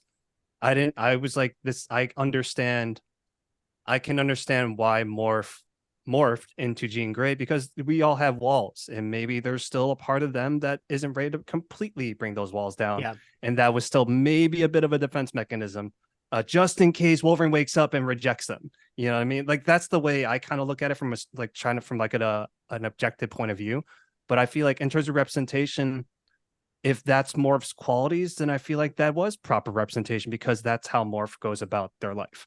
And we should never have people beholden to, oh, it should be XYZ. It's like, well, you can have these qualities, but also it's going to be up to the individual of how they would interpret this situation. I think the Ashley, Anthony, and I are unfortunately extremely online, and I feel like what the three of us are talking about with perfect represent is kind of like what someone on Twitter would say. Oh yeah, no, I mean, like, look, when people talk about Asian representation, it's like, look, I can speak of what my own experiences are, and I can empathize with other fellow Asian Americans, but at the same time, what is that? It's going to come down to the individual. So that's the perspective I'm coming from. So, and at the risk of, hopefully I wasn't speaking out of turn. No, not at all. No. Okay. I know what you were saying, because I agreed with you, and I was just saying, like, I know what Anthony, Ashley, and I are thinking of with that. Like Anthony, like you said, like, I'm sure someone somewhere with a fucking like Britney Spears Avi or anime Avi would be like, well, actually, it should have been he's wearing a pin and having a flag and, sexless and saying I am queer, and I don't need that. But that is like, I feel like what a unfortunately extremely online person would say is like perfect representation. And that is not, I like my flawed characters. I like my, like, it's not perfect. I like that kind of shit. And I understand it comes from a place of we don't have a lot of queer characters, but I don't know. I was thinking about this because I was thinking about how I was going to bring this up, and I was thinking about, John, to bring up horror again, Halloween Kills, and how a lot of people had issues with. I hate that movie. I think that movie's awful. But there's the gay couple in it, and I know some people did feel that they were homophobic, and I actually liked that they were allowed to be a couple that is stalked in a house and killed by Michael Myers, and it was like them being gay wasn't like they have Mike to Myers away. is homophobic. Well, he lays them together as a loving couple rather than anyone else. He just rips apart. He cuts out their eyes and then lays them sweetly together, Anthony. So it's not homophobic. Well, that's a plot twist for Mike Myers right there. He's like, well, I want people to know I'm not killing them because they're gay. I'm just killing them because they're people. But like, I thought of that, and like, for me, that was I liked that. Not that I liked the movie, but I thought it was fun. Like, it didn't bother me because I was like, yeah, they're an older gay, older, they're probably my age, a middle-aged gay couple that just lives together in the suburbs, and Michael Myers comes in their house and kills them. Like, there wasn't like a cutesy gayness like, you know what I mean? It wasn't like you said, Anthony, they weren't wearing like rainbow pins to be like, look, this is a gay couple. It was just like, these are two husbands. Michael Myers comes in and kills them. Which is like, I know, a very silly thing to bring up as representation for queer folks is Halloween Kills, but I was just thinking of how like they were allowed to be victims like everyone else. And I hope we need to lean towards that more. We don't have to be glamorized. We don't have to be mythologized. It's let these marginalized groups and people that have been very underrepresented for decades exist within the status quo, not with these whole like, oh, they have to have this, like Crazy Rich Asians. That was great in terms of visibility and showing that we can have an Asian-led cast make big money at the box office. But it also, in some ways, it's like, oh, but they have to be rich and in this exotic land in order for this to be successful. And even like with Shang-Chi, which I was very happy that it was successful, it's like, why couldn't Shang-Chi save San Francisco? Why couldn't he be part of this American, part of his adopted country, and that makes him accepted into the culture? So, so I think you're absolutely dead on, and I agree 100%. The imperfections are the good stuff. We don't have to be represented perfect. There's no such thing as perfection. That's a very subjective mindset. And hopefully, but I feel like I have hope, like Charles Xavier, that we are headed towards that direction. But it also is on us as creators and storytellers to tell those stories, and then not have to beat people over the head with it, but just show them like, hey, see, this is what's going on. This is how it can be told, and we don't have to be so on the nose about it. Yes, 100%. That is the like not having to be on the nose, but also like, it depends on the writer, because sometimes they will try to do that and fully fail, and it's like, ooh, these characters don't come off great. Like, why are we? So there's always the other side, but I want to keep us moving. Yes. Jubilee gets her moment, which I was so happy for, because she's my girl. Jubilee was who I wanted to be as a kid. I was really happy to get her. Because people always like undercut her with like, oh, she does fireworks. And it's like, that's not what she does. And even so, if a firework goes off in your face, it's going to blow off your nose. So like, that is like still a power that would hurt people. So I was so glad to get to see her like fight. And like, we aged her up. She is now 18. She is not 13. Like, yes, she should be able to. Oh, I didn't catch that. Yeah, and her episode when it's her birthday, it's her 18th birthday. Oh, wow. She, like, it's been a minute. Yeah. And like, I guess it's been 5 years, so yeah. Right, yeah. So I just like that because, you know, I think a lot about characters in genre sometimes who are like the human ones or the whatever. It's like they would eventually, by osmosis, learn at least a little bit of like skill from like watching their friends fight all the time and like watching how the supervillains work. So I just had to put a little like dot on that because it made me happy. Do Yes. you And like also to her new have costume? an actual Asian voice actress Yes. voicing her. And I love Allison Court's a buddy of mine. I love Allison. She's and so what she sweet. brought. Yeah. And she's amazing. But like, because Jubilee is Asian American. So to have an Asian American voice actor, like to me, that was huge. When I found out that Holly got that part, and I'm friendly with her on Instagram. We don't know each other, but I messaged her as soon as like the cast was announced. I'm like, yo, if this Asian brother can do anything for you, like I'm just so happy that we have an Asian American woman voicing this Asian American woman. You're like, or if they need a voice actor. Yeah, well, also that. Believe me, I text Eric and Julie all the time as if they have anything to do with it, which they kind of do, but not really. But all the time, I'm like, just so you know, John, I love you're like name dropping all these X-Men. Like, I'm very impressed. I am very impressed. I've had a lot of these people on. Allison was so sweet. I actually told Allison when I had her on earlier in the season, this is the first episode in like a few episodes I don't have one of the voice actors on as a special bonus, but I told her that as a kid, because Jubilee was kind of like not really drawn to be like any sort of like, she kind of like, you could assume she was maybe white in the original cartoon. Because I had the same style as Jubilee, I was also kind of bratty and sassy. I also thought she was Puerto Rican as a kid. Like I just assumed, well, she's like me, so she's Puerto Rican, right? And I remember like learning she was not and being like, oh, all right. Like, because people would always be like, oh, you're Puerto Rican, you don't look it. So in my brain, I was like, well, Jubilee's like that too. People probably don't think she is, but like she is. And yeah, that was my brain attaching to something that wasn't there. I did. So Do you like her new costume? I do. I saw people hating on it. I love it. It's a nice upgrade. I love her 90s costume, but it is so 90s and so not a costume. Like It looks very uncomfortable, the old one. Like, I don't know how I'd feel about walking around with like those big rubber gloves and short shorts. and the big rubber boots and like a raincoat. Yeah. Like that's not a superhero the April costume. O'Neil. It's like a weird April O'Neil, Yes. summer look or something like that. Yeah. So I liked when they gave her this. I think it was in the Brian Wood run of X-Men where it was like the all like Rogue, her and Storm and on one team. I liked it because it was a nice update of her costume, made to look a little bit more modern. Still had a pop of color, and had the yellow jacket. But I don't know. I think that works best, especially if she's going to be 18 and not 13 anymore. But I even liked the costume they gave her in the newer Excalibur run. I liked that too, because it still had a little bit of the color, but it was like black pants and like the pink top. I think it works better if we're aging her and pulling her out of the 90s to not have her have such a 90s casual outfit. Anthony, do you not like it or do you like it? No, I like it. I was a little surprised at when they first showed it because it looks so much like it's literally the Bastion color scheme, right? It's the purple triangle with the black, and I was like, oh, but then it's very pulled together by the yellow jacket. Yes, so. it is. It is. So I said like there weren't a lot of emotional beats here, but I did get choked up. So the X-Men, they realize like, oh, we might all die. We got to stop the asteroid. Jubilee flies out, which did worry me. Sunspot gets her.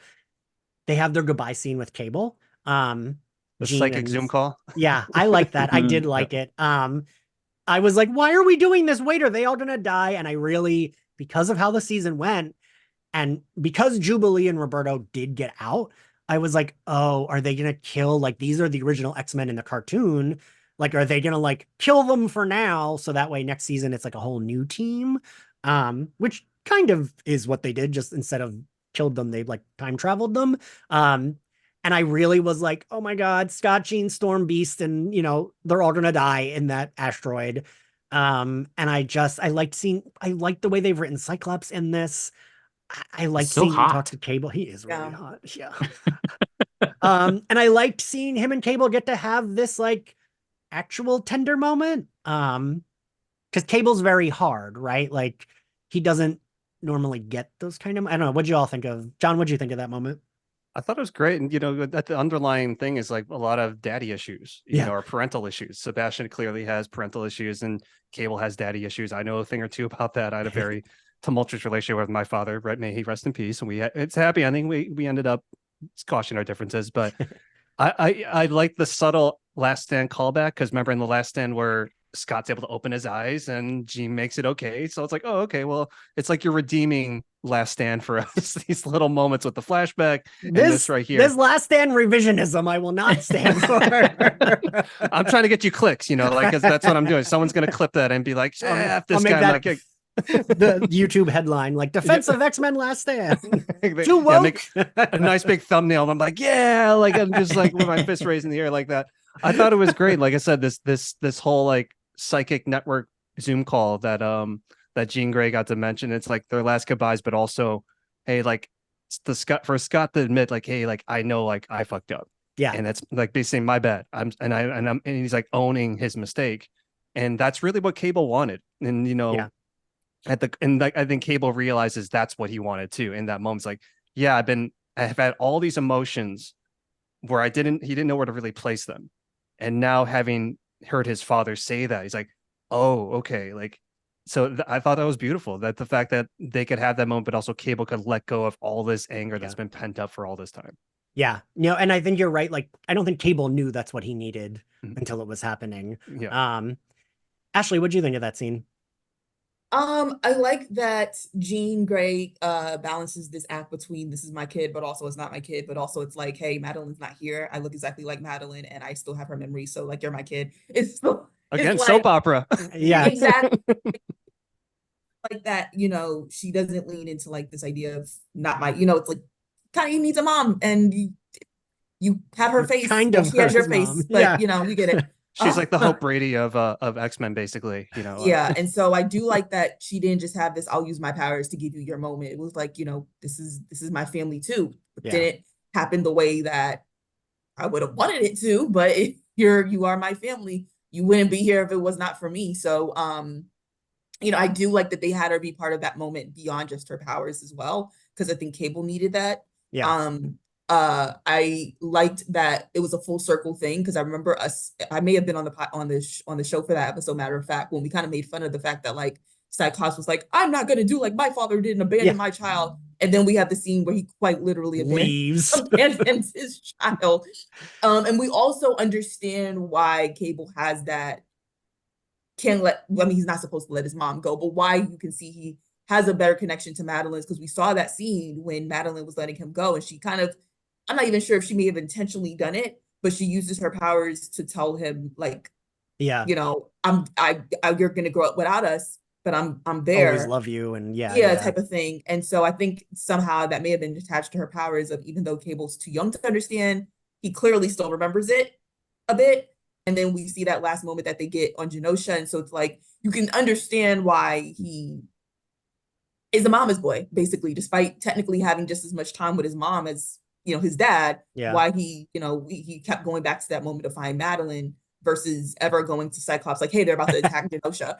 That's true. I didn't even think about that. Actually, he never goes to see his dad. He's like, nah, to be like, you should stop this. He's done this about 200 times, and each time it was going to his mother and never his dad. So like, but yeah, so I do like, it was like this full circle moment. I would think that was maybe one of the, I don't want to say few, because then it feels like I'm throwing the show under the bus, but like I feel like that was one of those like full, like that was that one moment, I think, from the first couple of episodes that actually had a full circle moment to the final episode. And I won't be shocked if when we do come back in season 2 to see the present day X-Men, that it will be this new group, even though, because they're gonna operate as if the X-Men are dead. Are dead, yeah. And like we see that's kind of the conclusion that they've already come to. Like, we know Bishop comes back and it's like, nah, we got to go find them in the past. But like, if Ford just comes to the conclusion that Storm is dead, then it's safe to assume that everyone else is like the X-Men are gone. And so it'll be interesting to see what's going on present day. We get a little bit of a look into what may be happening present day.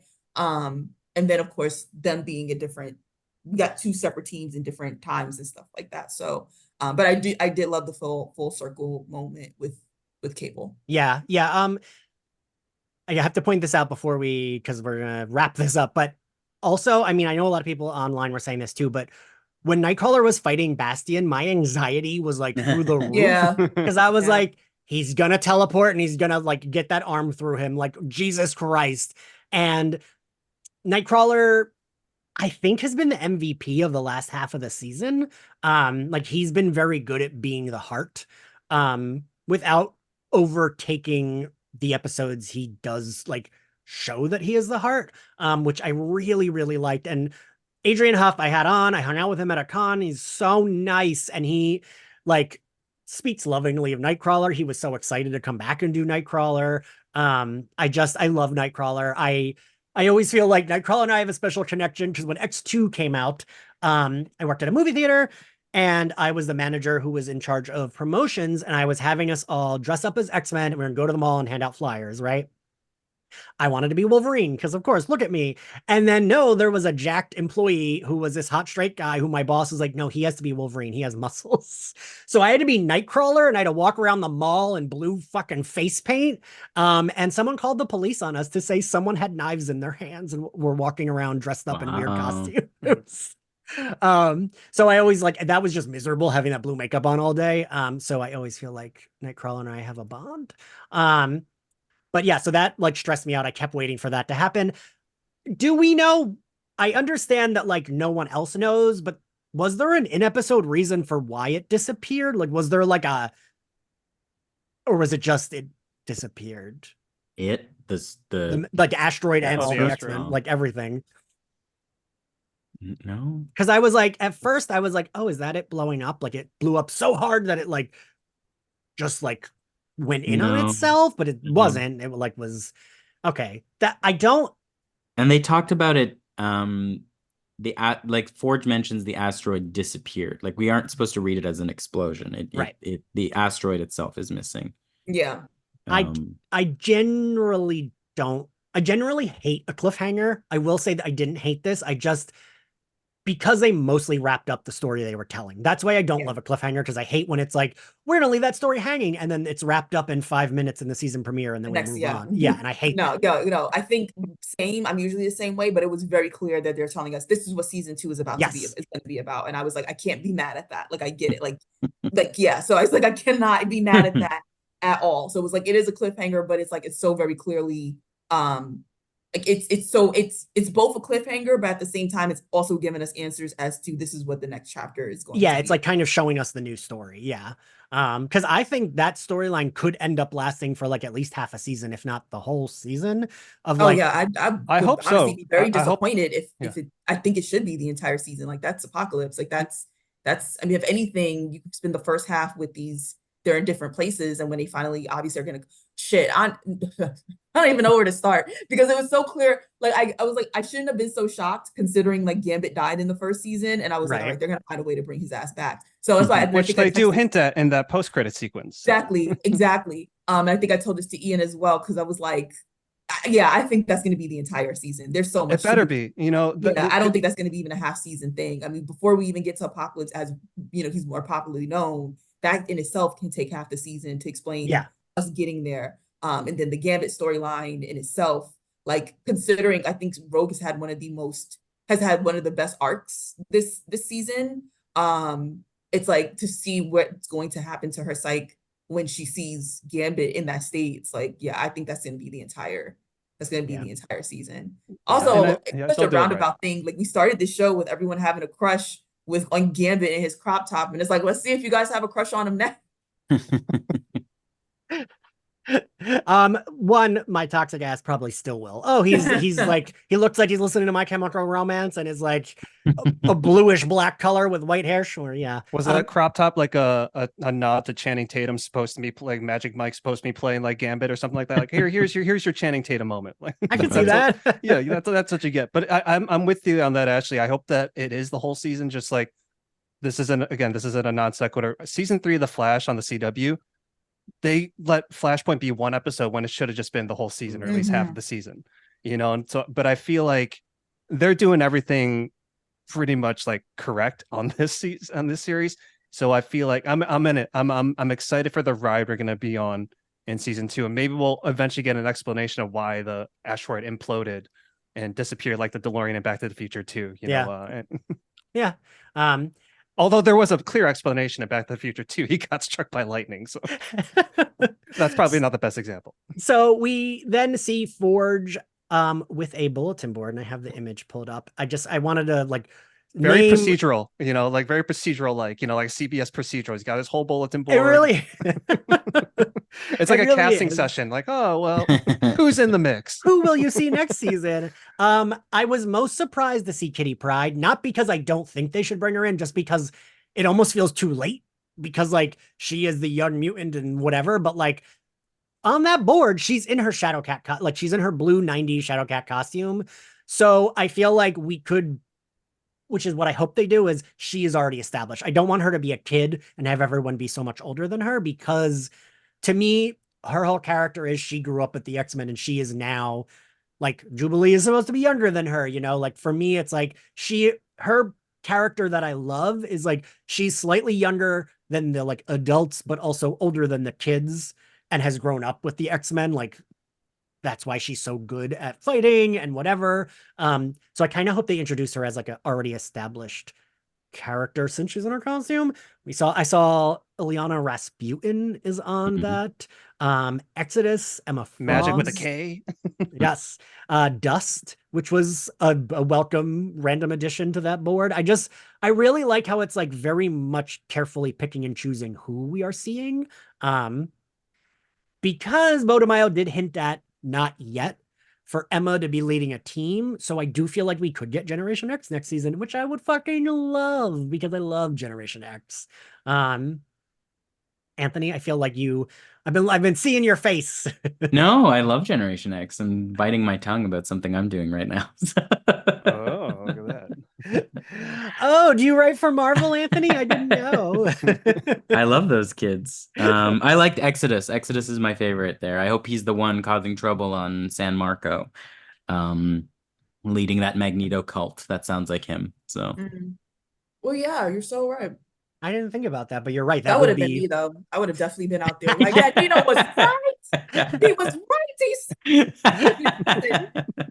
Like that shit really, like, you tell yourself, I would never, because like in real world, like you see real conspiracy theorists and it's like, oh, I would never fall. And like seeing that shit from the outside within, I was like, I definitely would have been out there acting wild. Yeah.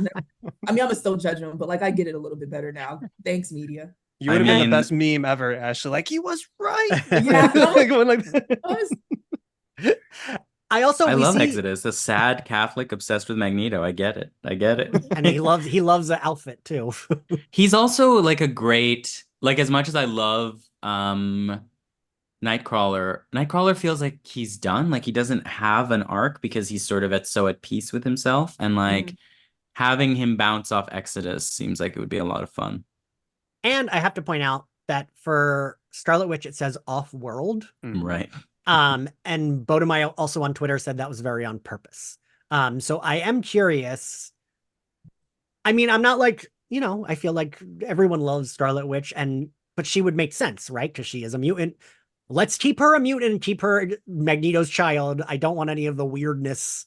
Have they undone that again, Anthony? Or is it still she's not Magneto's technically child? Still true. In the comic, in the cartoon, though, they were very clear that she is. Yeah. Like that's the status quo on that. And they're clearly thinking about it. She's on that boat in Magneto's memories. Right. So along with Polaris, which was cool. Yeah. That one's a weird pull. But yeah. Yes. But I did like that was a really good setup. And then we flash to everyone and find out where they are. This is going to be a really bad comparison. I did like this setup, but it reminded me of the end of Heroes season 1. And I fucking hated every season after season 1 of Heroes because Hero gets time displaced. And I feel like I can get very exhausted with a time displaced story, but because we're doing Apocalypse and Askani, voiced by Dr. Beverly fucking Crusher, I'm more okay with that. But I'm curious what y'all thought about where we left our beloved X-Men, like with Apocalypse and with Askani. I had the same reaction as Beast basically when and someone and said I didn't say oh dear, I said oh shit. Yeah. That's basically what I said. And what this is one thing I want to bring up too is the title sequence. One thing, first of all, Disney Plus, I'm very insulted that you have a skip intro option on this. That's blasphemous if you use that. but two, because that's part of the experience, just like in the original Star Wars trilogy, having the 20th Century Fox fanfare is part of the experience of watching Star Wars. But they were dropping hints all season long Yes. in that title sequence, and I kept seeing apocalypse and like, okay, like, is this just a gratuitous imagery? Like, oh, okay, now I get it. And you were planting these little seeds, and now we're going to start to see the payoff slowly but surely. And I thought that was great. And I liked, I got very the Adventures of Cyclops and Phoenix vibes with the 3960 AD thing, and like Mother Oscani, and then Gates McFadden as Rachel Summers. I'm like, I thought I was very satisfied with these little setups, and then of course the post credit thing, which we'll get to in a little bit. Yeah. Rachel, because you said Rachel Summers. Ashley, what did you think? Yeah, what you call it? I think just, I mean, I was gagged when I shouldn't have been, because like, when something finally gets revealed and you're like, that shit was obvious, Yeah. but it wasn't when I was watching the show. So I'm like, let me not even get up here and act like I was thinking of that shit. So like, good job of one making the main story so compelling that we weren't, falling to the trap of like, this is gonna, Yeah. But then it's also like, oh, they did such a good job of connecting it, whether it was the title sequence or, just these little things that were happening in the background to figure out like, oh shit, yeah, it would make sense they killed off Gambit knowing they were going to bring Apocalypse in season 2.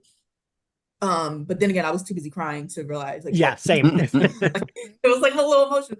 And then we're all also, trauma bonded by that. So Yeah, you're not alone, exactly. Ashley. I was so like, oh my God, they made sure we had a crush on him just to take him away from us, you fucking bastards.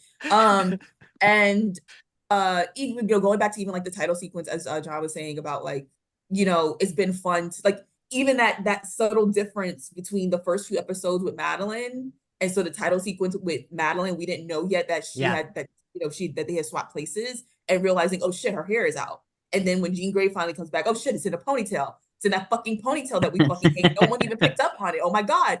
So it's like they've been doing these things. And so it's like, now it's like, yeah, you can't skip that title sequence. It's like, it's been such a fun part of putting together with the show itself. Yeah.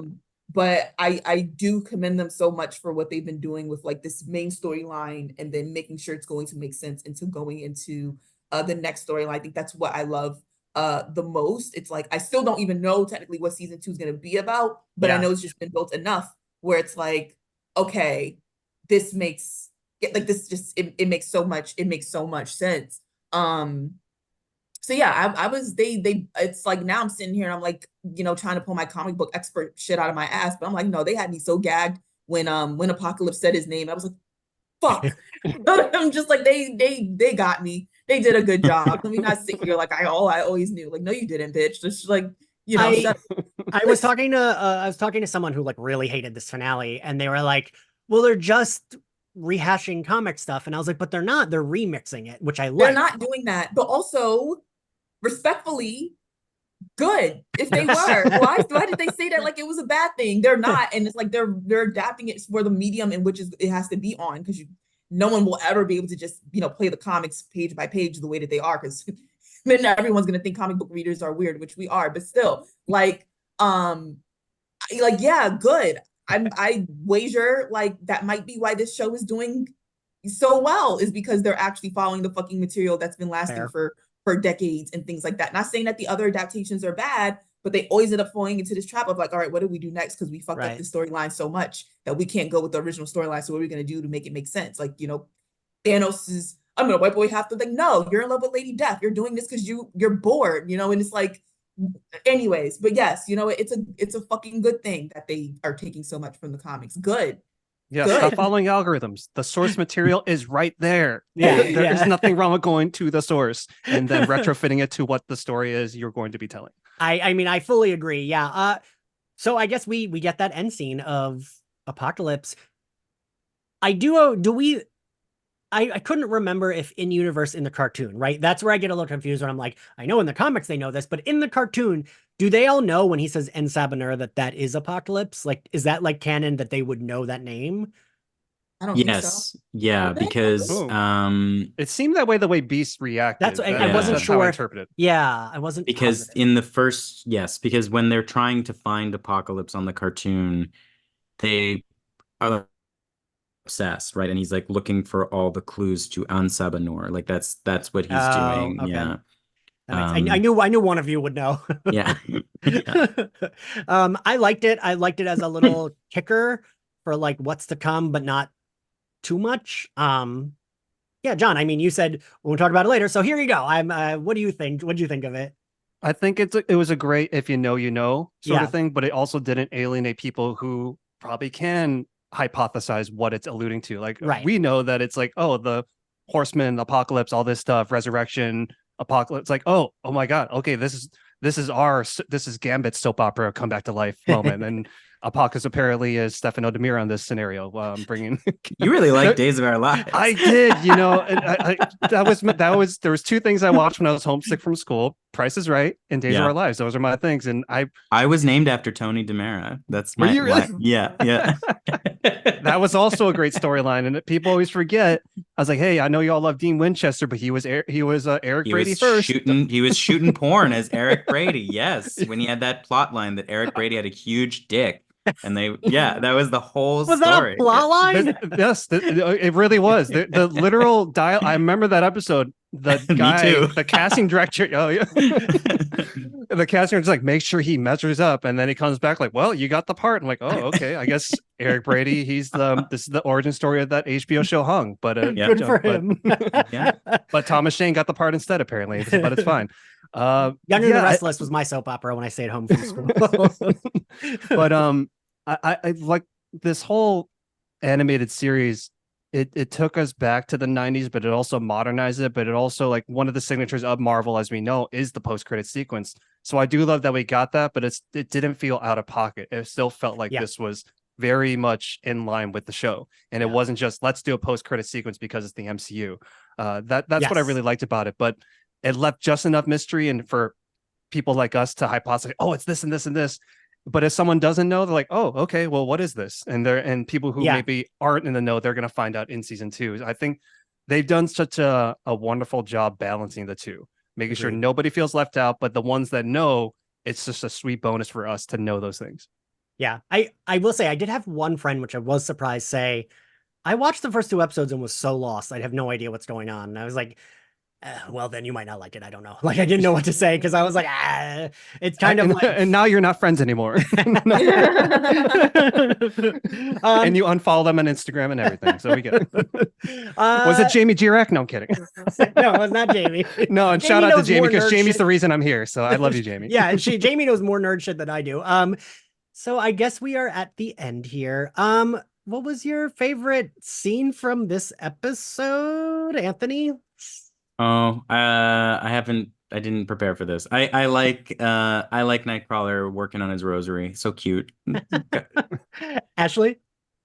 Rogue getting her lick back against Bastion. That definitely should have been an X-Men jumping him moment. Yes. But Rogue starting it off with, his name was Gambit, remember him. I loved the clap in front of, I love when they extend their powers beyond the very basic way in which it's portrayed often in their media adaptations.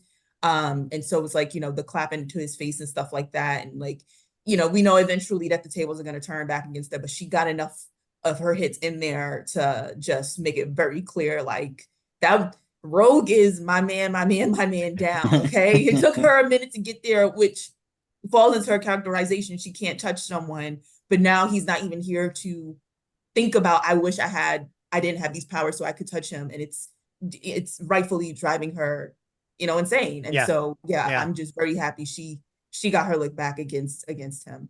Yeah. It should have jumped him though.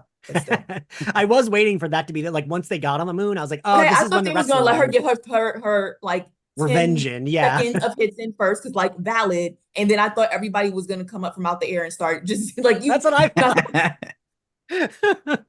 John, what was your favorite scene?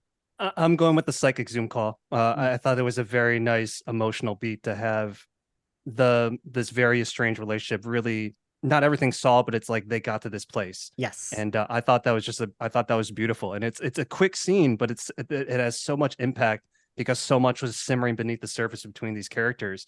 And for them to get to that point, I thought was just a great way to bring it full circle, as Ashley alluded to earlier. And special mention to Sinister losing his youthful appearance and then looking like a albino Jeff Ross. I thought that was a fun thing. I compared it to Death Becomes Her, but it also reminded me of the end of It Part 2 when Pennywise is like the weird big-headed baby thing when he's like defeated. That's what I kept thinking of. I think I saw someone or the caption Beetlejuice cartoon from the 90s. Yeah. I saw someone caption it grinder pick versus when they open the door and like Sinister before and after. That's accurate. So mine is going to be boring because it's a tie between Ashley's pick and John's pick. It's the family Zoom call and the Rogue getting her punches in were my favorite because I felt good watching Rogue get those punches in, right? Like, and like her, like you said, her starting it with like, remember his name and then like absolutely punching the shit out of him. I felt like I was like, Rogue deserves this. I deserve this. Like Gambit has been my crush since I was like 10 years old. Yes, I want to see her beat the shit out of him for killing him. So yeah, I liked both those moments. I thought both of those moments also had the most, not pun not intended, but the emotional punch to them. Like Rogue with tears in her eyes saying like, remember Gambit's name, and then like kicking the shit out of him. Just like, I don't know. I love Rogue. I think they've done such good work with her this season.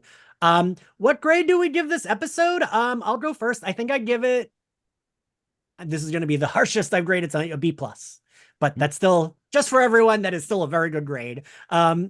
Dr. Ashley K. Smalls, what grade do you give it? We're both, we're all professors. Well, John, I'm assuming, are you a teacher? No. Okay. But that's the three okay. of us are. Almost. Yeah. The Three Musketeers. Maybe I'll get an honorary doctorate one day because Yeah. maybe because people like my episode of your podcast so much, Right. and then somebody will give me an honorary doctorate. So I'm going to we've- manifest that. That's how it works for We've been Yeah. cited in journals before. Hey, there We we go. have. I mean, Charles Xavier just is professor of a school he just made up. So I think we should just make one up and then confer a degree to you right now. Professor Jon Lee Brody of the Slayerfest 98 Academy. There you go. Hey, those are the best credentials I can ask for, so I will take it, and I will pay you the shipping charge and everything for the certificate. So I can Thank you. Yes, Ashley, what grade do you give it? Yeah, I think I'd probably go with B+. I think that's like, and that's really just comes down to like, this is what happens when you have such a great show, is that now you had so many great episodes that I cannot. Only reason I can't give it an A is because your A+ work, was earlier this season. We saw it. So it's like, but yeah, so I would say B+ in the sense that it was absolutely great, but for what they put out this season, it was among like 80 to 89 work, whereas we were, like that. If I'm gonna compare it to the episode where Gambit dies and my ass was sitting on the couch like, nah, they're about to have a post-credit scene right now. Watch, hold on. If I was to compare it to that, then it's like, yeah, you gotta B+. Yeah. Anthony? I think I'm an A. I think Canadians grade easier. So I think it's an A for the same reasons. Like I've seen the A+. I have a bit more patience for a finale that's sort of finishing the punching math than like I feel like, which is surprising. Anthony, if you had told me, do you think I have the patience for the punching math? I'd say no, absolutely. Anthony does not. My eyes glaze over when someone's punching, and they always do. It's just like, okay, this is the fight scenes on Buffy. It's like, and then they fight, and like I don't notice if they're good fights or bad fights. But I liked it. It was good. It paid off. It's paid itself off. It finished its conclusion. I do kind of wish the choreography of like when we deal with Bastion versus when we deal with Magneto was tidier and like more ideologically clear for like I was talking about. Like I kind of feel like we needed to deal with one then the other, and then they would have felt a bit more satisfying rather than braiding them together. Like that felt a little like I need one of these to be done. But it was good. It was great. It was an A. John? Yeah, mine is it really, when a 90% is either a B+ or an A-, that's kind of where I'm at. I think I'll lean more to A- just because nostalgia really is what is going to kick it to the A- for me, just because we never would have thought we would have had this animated series. We always wished for it, we always hoped for it. And to Ashley's point, it's a great show when you are picking out these finer details, because you only really criticize the best, you know what I mean? And not that we're even criticizing, just you're only going to look at those really astute details when a show has reached this level of expectation that we're like, okay, if it doesn't match this, then what are y'all doing? But what's going to really push you from on the cusp of like that 90% to like the A- is just the fact that I never would have thought my wildest dreams would have gotten this. I was content watching my DVD series, and then when it was on Disney Plus, that was enough for me. So the fact that we have this, that's why it goes from B+ to A-. To your point of Disney Plus, I remember I was like, I don't need to subscribe to Disney Plus, and then I learned they had X-Men the animated series, Yes. and I have never like subscribed to a streaming service faster. So I was like, oh wait, they have that. So I immediately subscribed, and like that night put X-Men on because I was like, well, this is what I want to watch. This is what I have this for. And it is still like something I will put on. And I actually have trouble putting it on just as background because I notice I'll end up like I'm sitting here at my desk and I want to put it on, I'll stop doing what I'm doing and watch it. And I'm like, oh crap. Like I need a background that's something I like slightly less than that because otherwise I end up like, it's not background anymore, it becomes what I'm watching. And Disney Plus, please take away that skip intro part. That's actually a great litmus test of somebody. It's like, let's do it like a focus group. Like who's going to skip the intro? That's like, all right, you might be a serial killer or something. I can't imagine. Anyone. That's a red flag for me.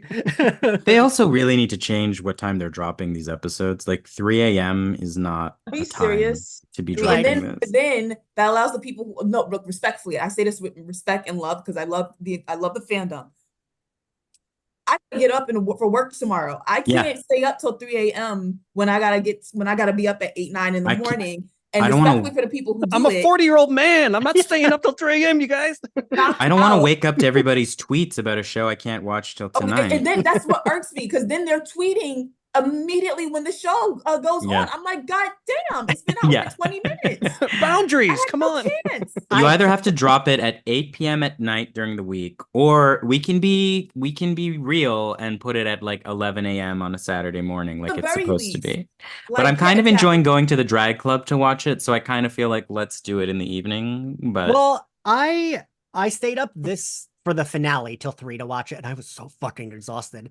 But like the week before, every single beat was spoiled for me. And I watched it at like 3 p.m. the day it was released. It's not like, that's not even a long time, but literally I knew that what happened to Wolverine. And I felt like, oh, that's it. There was no surprises in the episode because every fucking beat has been spoiled for me. And that really, like, I'm not big on like spoilers ruin things, but it just felt like, come on. And when I stayed up till 3 a.m., I finished, it's a little bit longer of an episode. I think I started at like 3:10 and I finished almost at 4 a.m. I checked Twitter and I was immediately seeing spoilers of full scenes tweeted. And I was like, what are these people doing? Like, just like saying like, don't watch if you haven't watched X-Men. It does not help because if I'm scrolling by it, I still fucking see it. So yeah, that's my grumpy complaint about spoilers. Thank you all for joining me. Thank you all for listening. If you liked Slayerfest 98, you can find us on YouTube where you can watch the whole video of this episode, Apple Podcasts, Spotify, and anywhere else you get your podcasts. You can subscribe to us on Patreon where we are going through finishing up Buffy season 3 for its 25th anniversary and continuing Batman the Animated Series and going to be going into X-Men the Animated Series. I already have a couple of those episodes banked. And if you want to follow us on social, we are at SlayerFestX98. I am at IanXCarlos. Ashley, where can everyone find you? Ashley K. Smalls everywhere, every platform. I'm gonna do my best to get back into TikTok, although that might be a waste of my time considering how long will it be here? But that's probably where I'll be most active. Oh, but that's right. You guys are banning it. Oh my god! Wow, so much fun because what else do we have going on in America? Right, nothing else important. No. Exactly. We got to do that. That's the most important thing. And if you want to yell at me, then my Twitter is Ashley K. Smalls, where I have all my notifications muted. So, Anthony, where can everyone find you and get your book? You can find me online at Mea Koopa, which is a bad Super Mario Latin joke, MEAKOOPA. If you want to be sad about the risen Christ, I wrote a book of hardcore pornography about him. It's called Dayspring. People always think it's an X-Men reference. It is an X-Men reference, but not legally. So get my book. If you like nerdy comic book stuff, I am now writing Avengers Academy. So you can read the lead up to Avengers Academy in Marvel Voices 95 to 100, including the reveal of Kid Juggernaut, who is the Korean teen who has inherited his family's Juggernaut powers after some asshole named Kane Marco stole them for a while. And Avengers Academy comes out June 1st of June or some first weekend of June, first Wednesday of June. Nice. And we'll run I believe my contract says until I drop dead from exhaustion every week. So check that out. Fair enough.